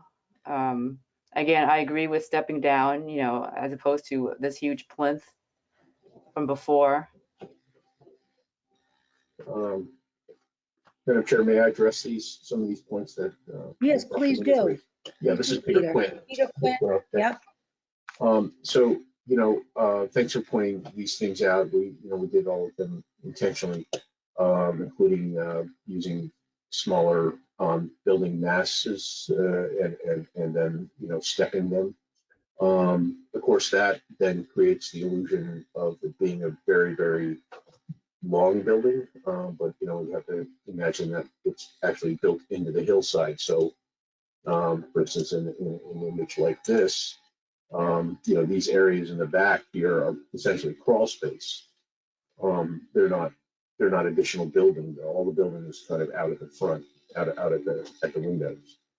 And then we have, you know, we added these pergolas and other roof features to, you know, kind of create a little bit of graciousness with the building. You can see a little better here, so that it has some nice shadow lines without appearing to be additional mass, and also gives some privacy to the owners should they want to use these outdoor decks.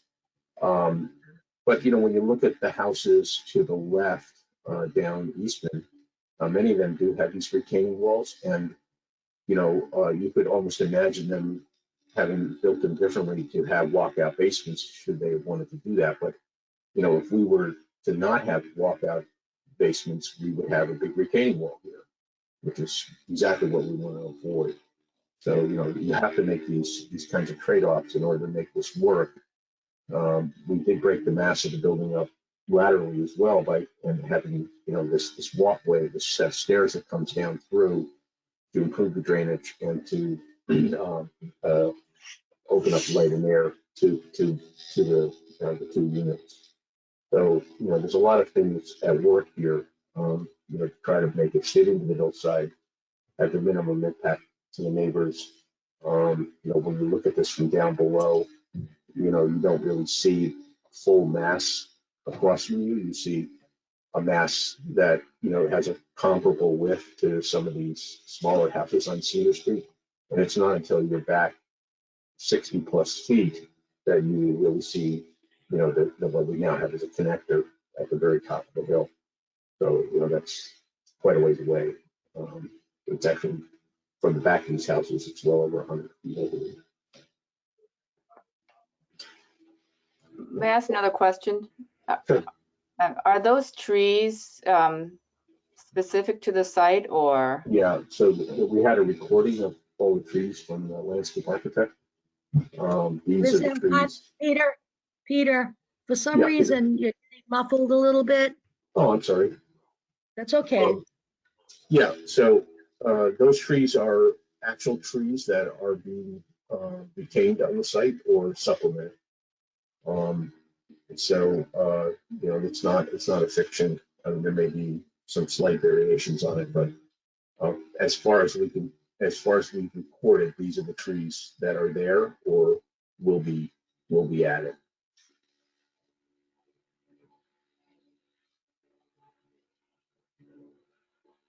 So we wanted to show them in a winter condition, so people could see, the building mass beyond.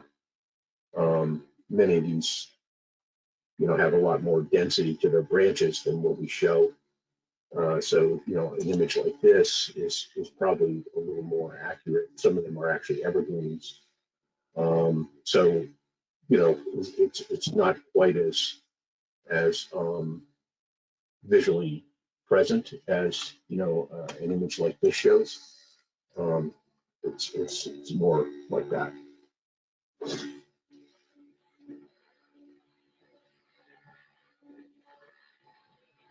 All set, Ann? Okay. I was going to chime in on the trees too myself, that Yeah. Many times we have landscaping done around some of these sites. In the summertime, everything's beautiful, and come winter, they're all branches, and they're not hiding any of the meters or stuff like that. Or in this case, I think because some of the neighbors feel this is such a up-in-your-face property, that with the evergreens around it, it would soften the blow, I think, and it make it, even looking out their back window, more picturesque than looking at another property.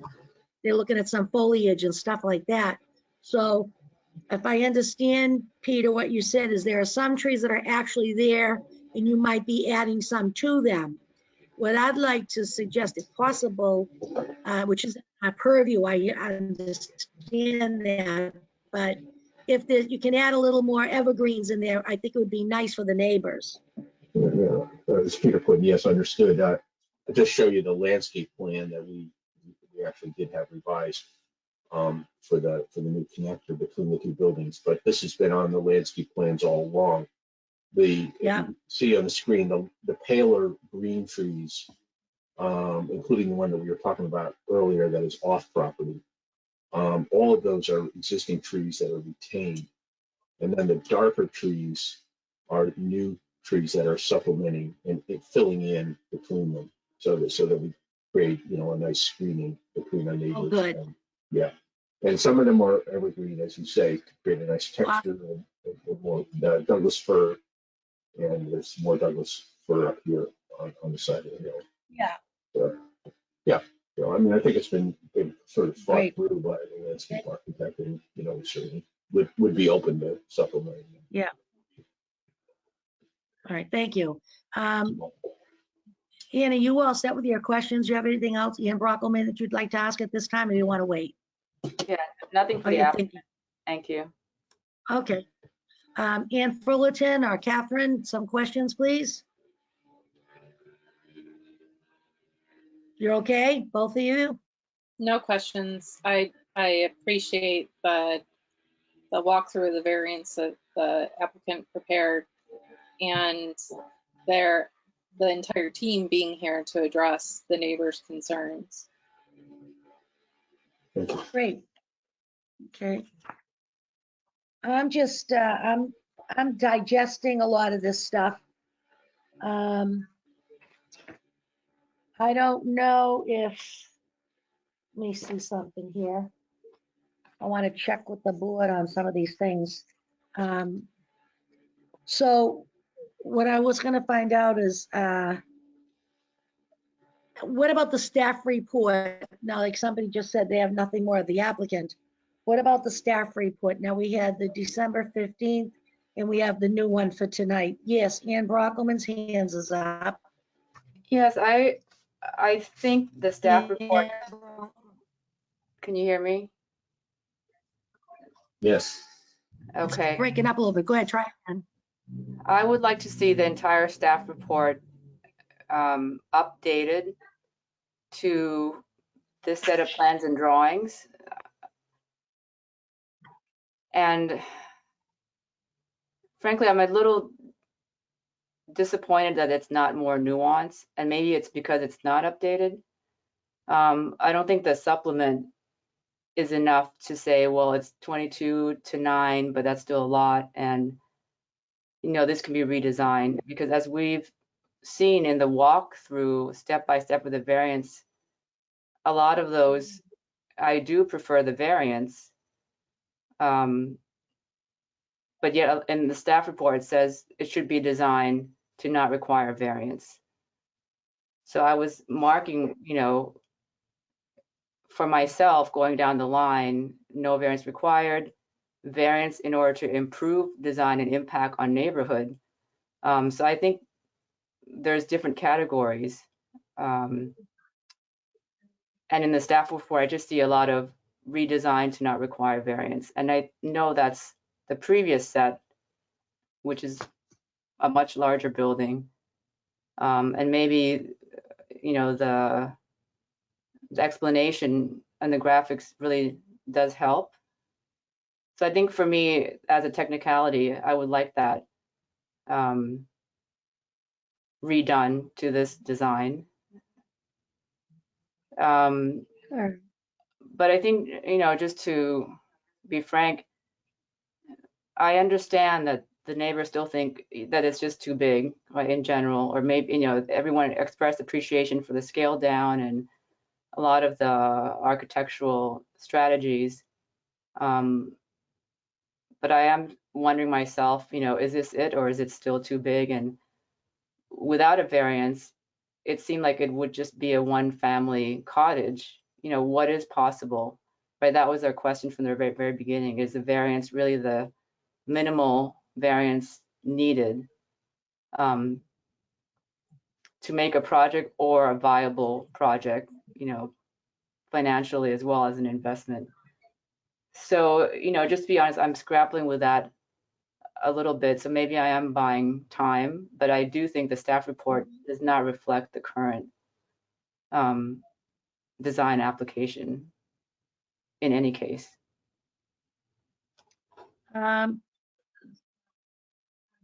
Charlotte, you making these notes for us, please?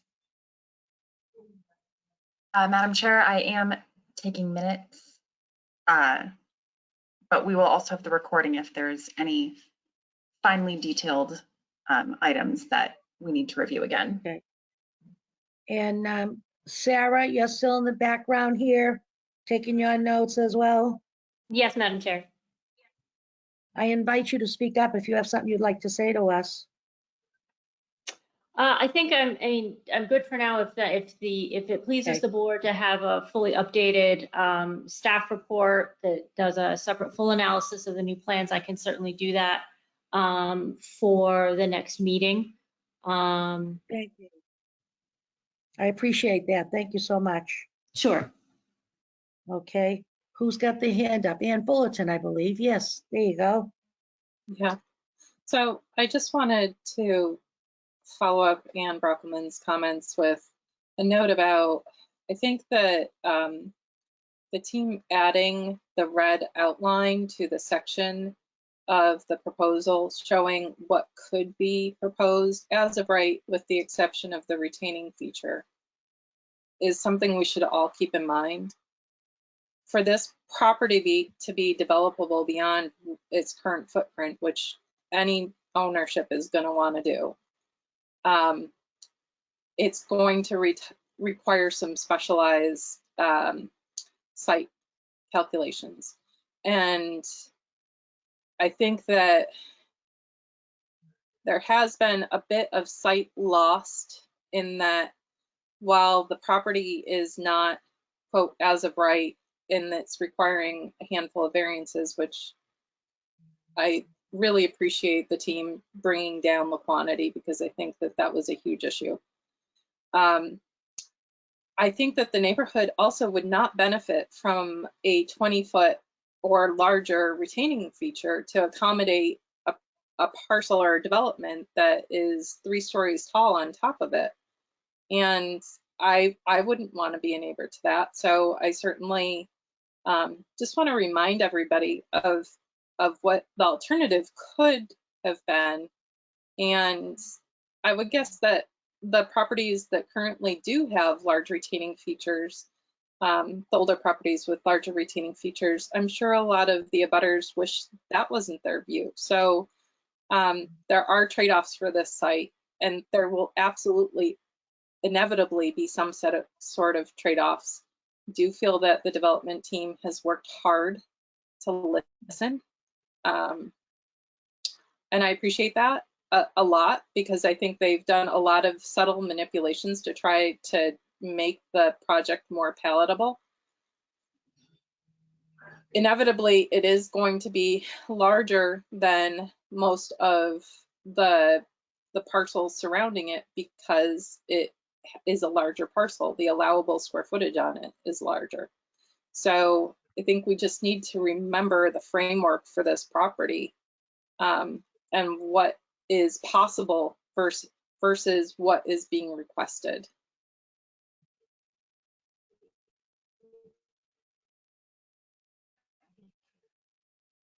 Thank you. Catherine, you have a comment tonight? No, thank you. No.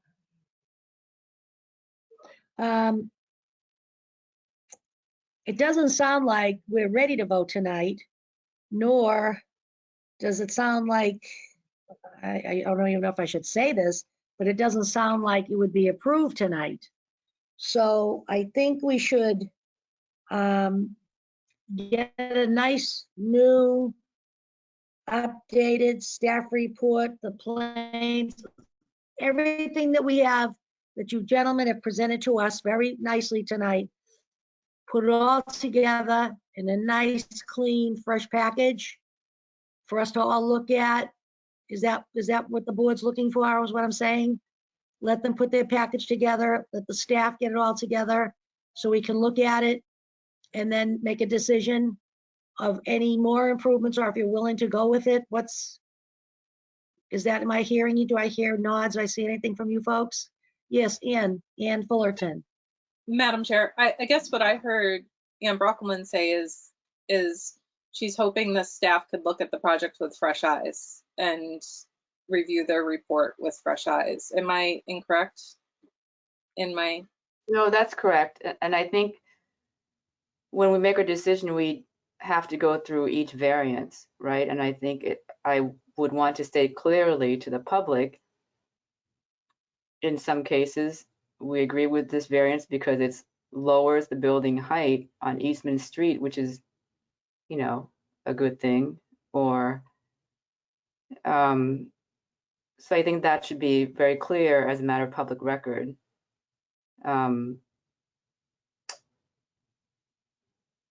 Yeah, but I'm still, thinking of one of them that I'm stuck on is the 28 feet building width. So to me, that's the biggest one.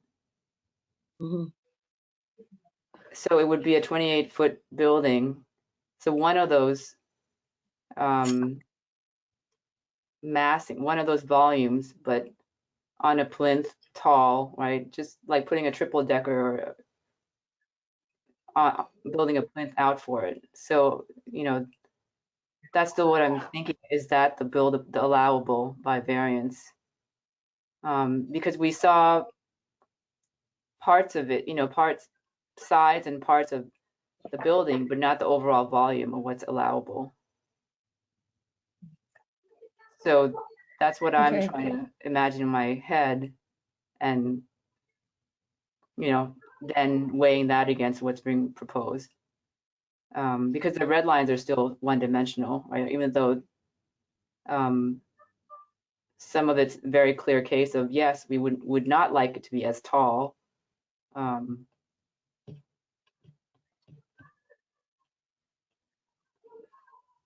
So I think that would be maybe the discussion next meeting. I'm not sure. But I think with the staff report, if we were to disagree, we should go through the staff report step by step of what we agree and not agree on in terms of variances. Okay. Do I get a show of hands, or maybe this is inappropriate, but do you folks feel it's still too big? Catherine does not. Do Ian and Ian think it's too big for where it's going? Like you say, the framing, Ian, the framing, it's okay? I'm still a little on the fence, but maybe because I have too much history.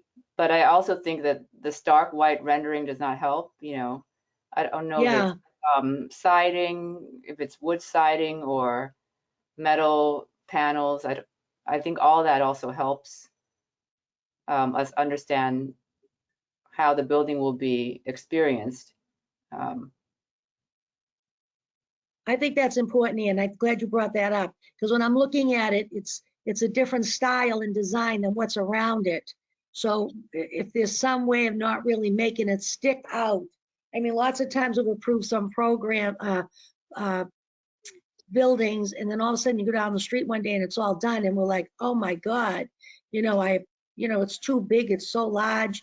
Those panels are too commercial looking. So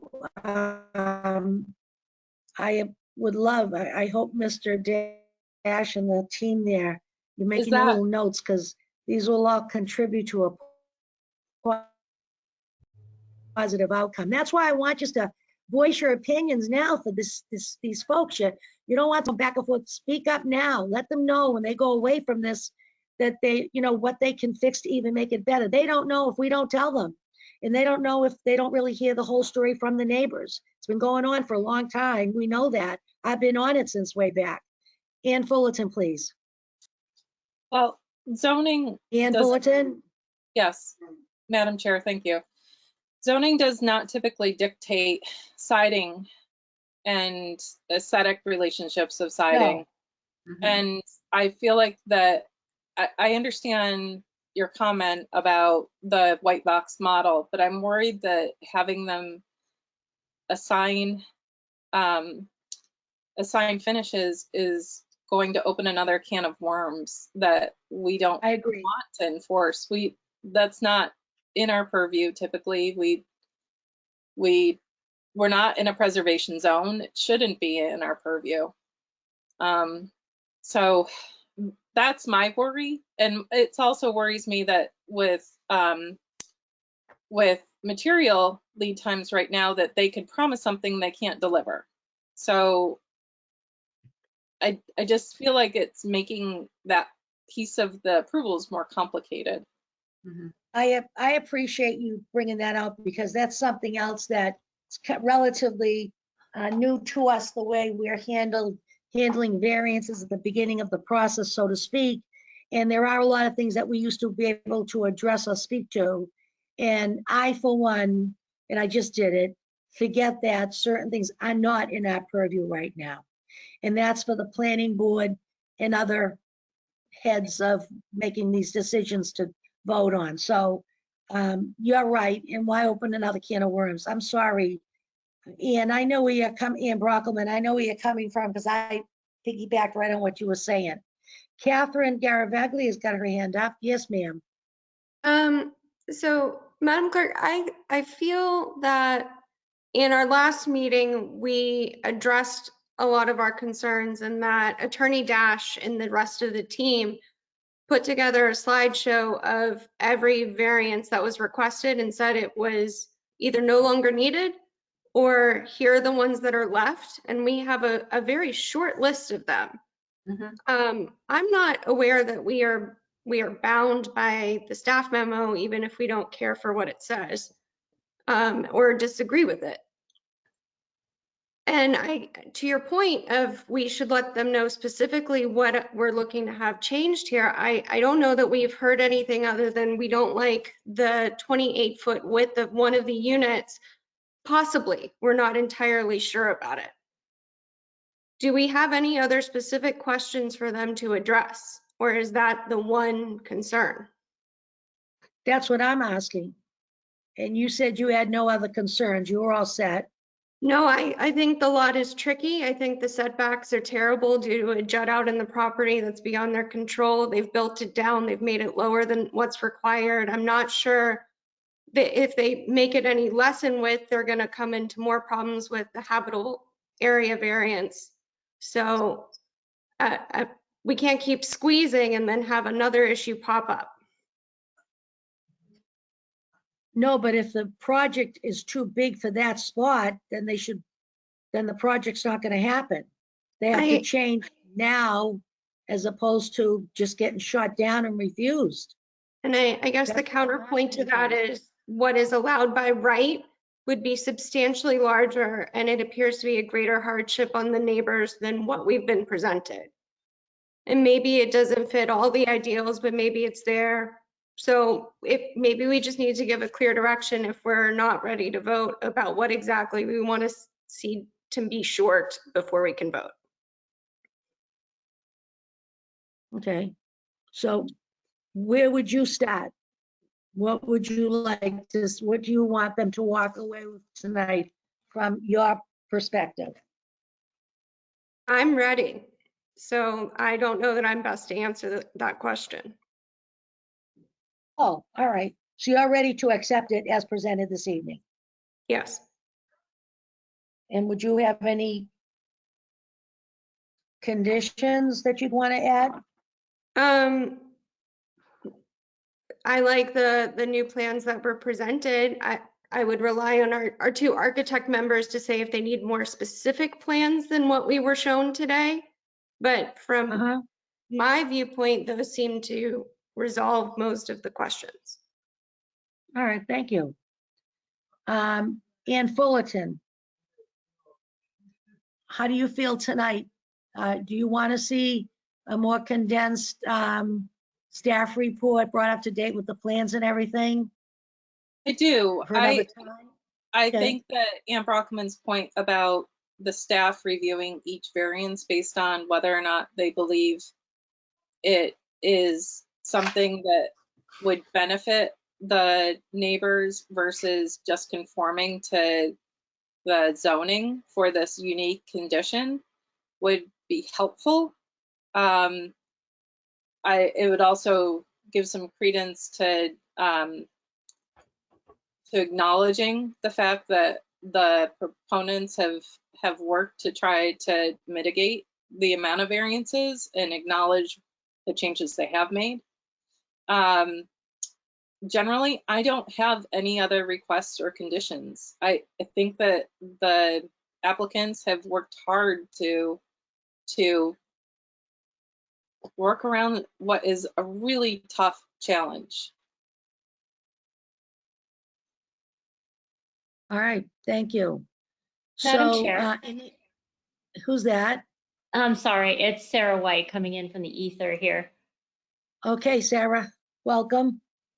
Thank you, Madam Chair. Just really briefly, I wanted to make a quick clarification that for staff memos, we actually can't use our staff memos to make an analysis or put an opinion forth as to how a particular project may or may not benefit the neighborhood, if it blends in, that type of thing. We can only assess against the zoning code and whether or not the thresholds that an applicant needs to meet are met in our professional opinion.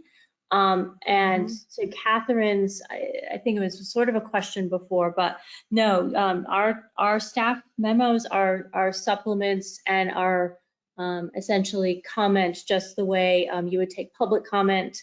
We're an additional assessment, granted a professional assessment, but no, you don't by any means need to take what we say and say, well, staff agrees and they gave us a good evaluation, therefore, we accept it, or staff was against it, therefore we must be against it. You take our professional assessment into consideration and as you deliberate the case.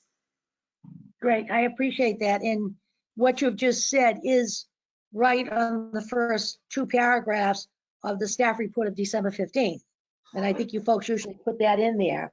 And so, no, I don't think we're looking for you to tell us how to vote or what points, but I think that you understand what Ann Brockelman's looking for, yes? Yes, I think that if I'm correct, Ann, let me know, but you'd like to see a staff report that doesn't just address just the updates, but you just want to see a fully fleshed out staff report like there was for December 15th with addressing solely the remaining variances and obviously the steep slope special permit. Yep.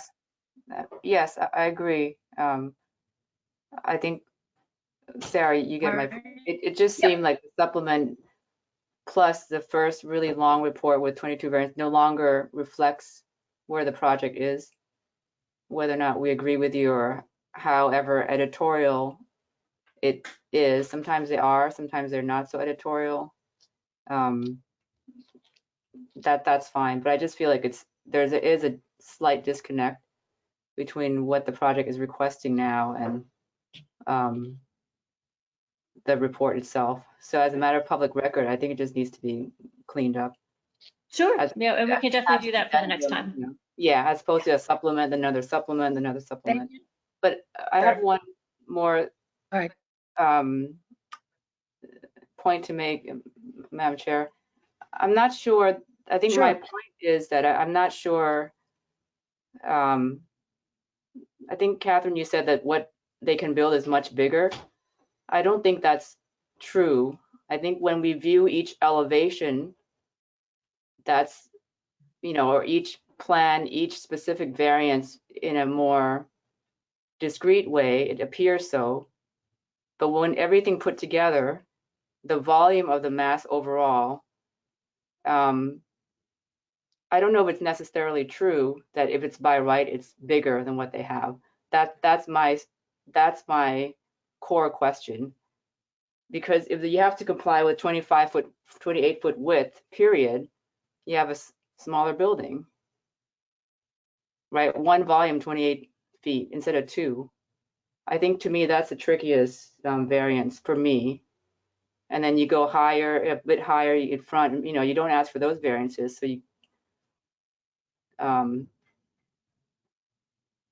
so I'm trying to create that volume in my head of what that volume is.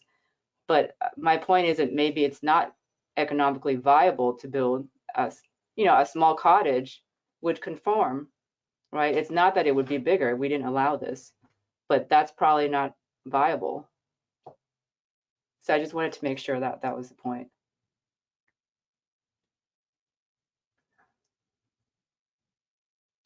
You're muted, Madam Chair.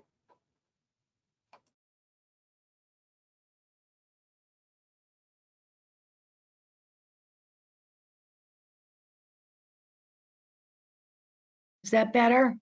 There you Now we hear you. Good, thank you. No, I was having trouble hearing Ian, So I was clicking to see maybe if I cleared it or refreshed it. So Ann Brockelman, Catherine, do you have any comment back to her? Yes, I should have been more specific and said taller and not bigger. And this is where our different backgrounds come into play. Yeah. I understand more of what Why you're we talk about it. Yeah. Well, that's what we're here for, to hash out this stuff. So, all right. So, if you folks, so I'm just going to read off my little thing here that if you're telling us what you're looking for, you spoke to Sarah about it, Charlotte's on board, the team, Peter and our illustrious Adam Dash is here and his whole team. You've done a great job tonight. So does everybody understand what we're going away with tonight? We're going to clean up a little bit, look at this a little bit, and come back for the next meeting. I don't think we're really requiring anything more from the applicant unless you see something that we've spoken about tonight. Adam, can you hear me and Peter? Yes, I can hear you. This is Adam Dash. Can you hear me? Great. Unfortunately, we're not going to vote tonight. And I know you would have loved to have done that, and I wish we could have, but it's not happening. But if there's anything you guys need to change or speak up about, do it now. Let Sarah know, let us know via email or whatever. And so when we come back together at the next meeting, we can be of one mind and go forward. Is that okay with everybody? Well, this is Adam Dash. I understand. Yeah, I'm not hearing that you're actually asking for anything from the team here. So I understand what you're asking from Sarah, but certainly we can touch base with her, and we can, I've taken notes on the comments. We'll have an internal discussion and see, but I don't know what else we can really do here. And Look at your notes, Adam. Yeah. Yeah. Well, I just want you to just take a look at everything from the public comments, from the different people that spoke tonight, from us, what the questions they had. You feel is something that you can improve upon, great. If not, that's fine as well. Catherine had her hand up. Yes, Catherine, but we go away. Yeah, Clerk, it's more of a question for Ann Brockelman. Would some type of 3D volume rendering between the two-story that they had with the flat red lines compared to what they have be a useful thing? So we can see the difference between the two, or is that, we don't need that? I think it's okay. Okay. I think what they provided that we requested was excellent, was very good. Thank you. Okay. Madam Chair, Great, this is Adam so- Dash. May I ask you a question? Sure, Adam, go right ahead. Does the board wish for the entire team to be here at the next time? I don't want to, I don't know what more there is to say from the engineering side, for instance. I don't want to bring them back if they're not needed. If they are, then just let me know. I just don't know who to bring next time. Well, I think how I could answer that is that when we get our packet the Friday before the meeting, we'll all have to do our due diligence and really look it over, everybody, so that we can let them know, like on Monday, whether we feel who has to come to answer some questions you might have. Does that sound productive? Does that make any sense? So in other words, the two Anns, myself and Catherine, we get our packet, really look for it on Friday, really take a hard look at it, draw your little, I know Ann Brockelman likes to use a nice red pen, and go over if she has any notes, and we'll let Charlotte or Sarah know if you think we're going to need somebody there to answer a particular question for you, other than Adam or maybe Peter. Is that what you're asking me, Adam? Yes, well, Peter and I, Adam Dash, will be there, and obviously the clients will be there. I Yeah. just don't know whether I need to bring the landscape architect, civil engineer, structural engineer, like who you want, because that's a lot of people's time. That's right. Now, yeah, I know it. I appreciate that. And so can we get back to you? Yes, Ann Fullerton? Ann? Yes, Madam Chair. So, Mr. Dash, I think that question is really going to lie in what the exchange is after the neighbor's engineer's letter is sent. And if there's any response from the proposal team or not that we have access to. So it sort of, unfortunately, will depend on the correspondence around that issue. Hopefully there won't be any new question marks exposed, and it'll, everybody will sort of be on the same page about those topics related to the two neighbors. But I would say that's the one thing I can think of that would trigger me wanting to potentially talk to your structural engineer and your civil engineer. Okay, thank you, Adam Dash. I would just note that obviously these engineering and things, they're more building code engineering type items than they are zoning items. Obviously, the city engineering department and inspectional services, would review all of this from the structural engineer before giving us a building permit. It's not really a zoning per se thing. We usually don't deal with this necessarily at this level. I understand the neighbors' concerns, which is why we ran it down with our team, for tonight, to just make sure that in fact there's not a problem. And you heard there's not a problem, but obviously the city engineering department goes through all of this too when we file for building permit. But well, whatever you want to do next time, we'll do. We'll get back to you, Adam. I'll make sure and talk to Charlotte or Sarah so that we won't waste anybody's time, if we can avoid it. Yeah, sure, understood. Much appreciated, Madam Chair. Thank you. So that's it. Unless anybody, God bless you. If anybody has anything to say, raise your hand. No, seeing no hands, I'll ask the acting clerk to please make a motion to adjourn. And our next meeting is Charlotte, February what? February the 3rd or something? It is February 2nd, Madam Chair. Thank you. February 2nd, Catherine. Madam Chair, do we need to vote to continue for continuance? Yes, yeah.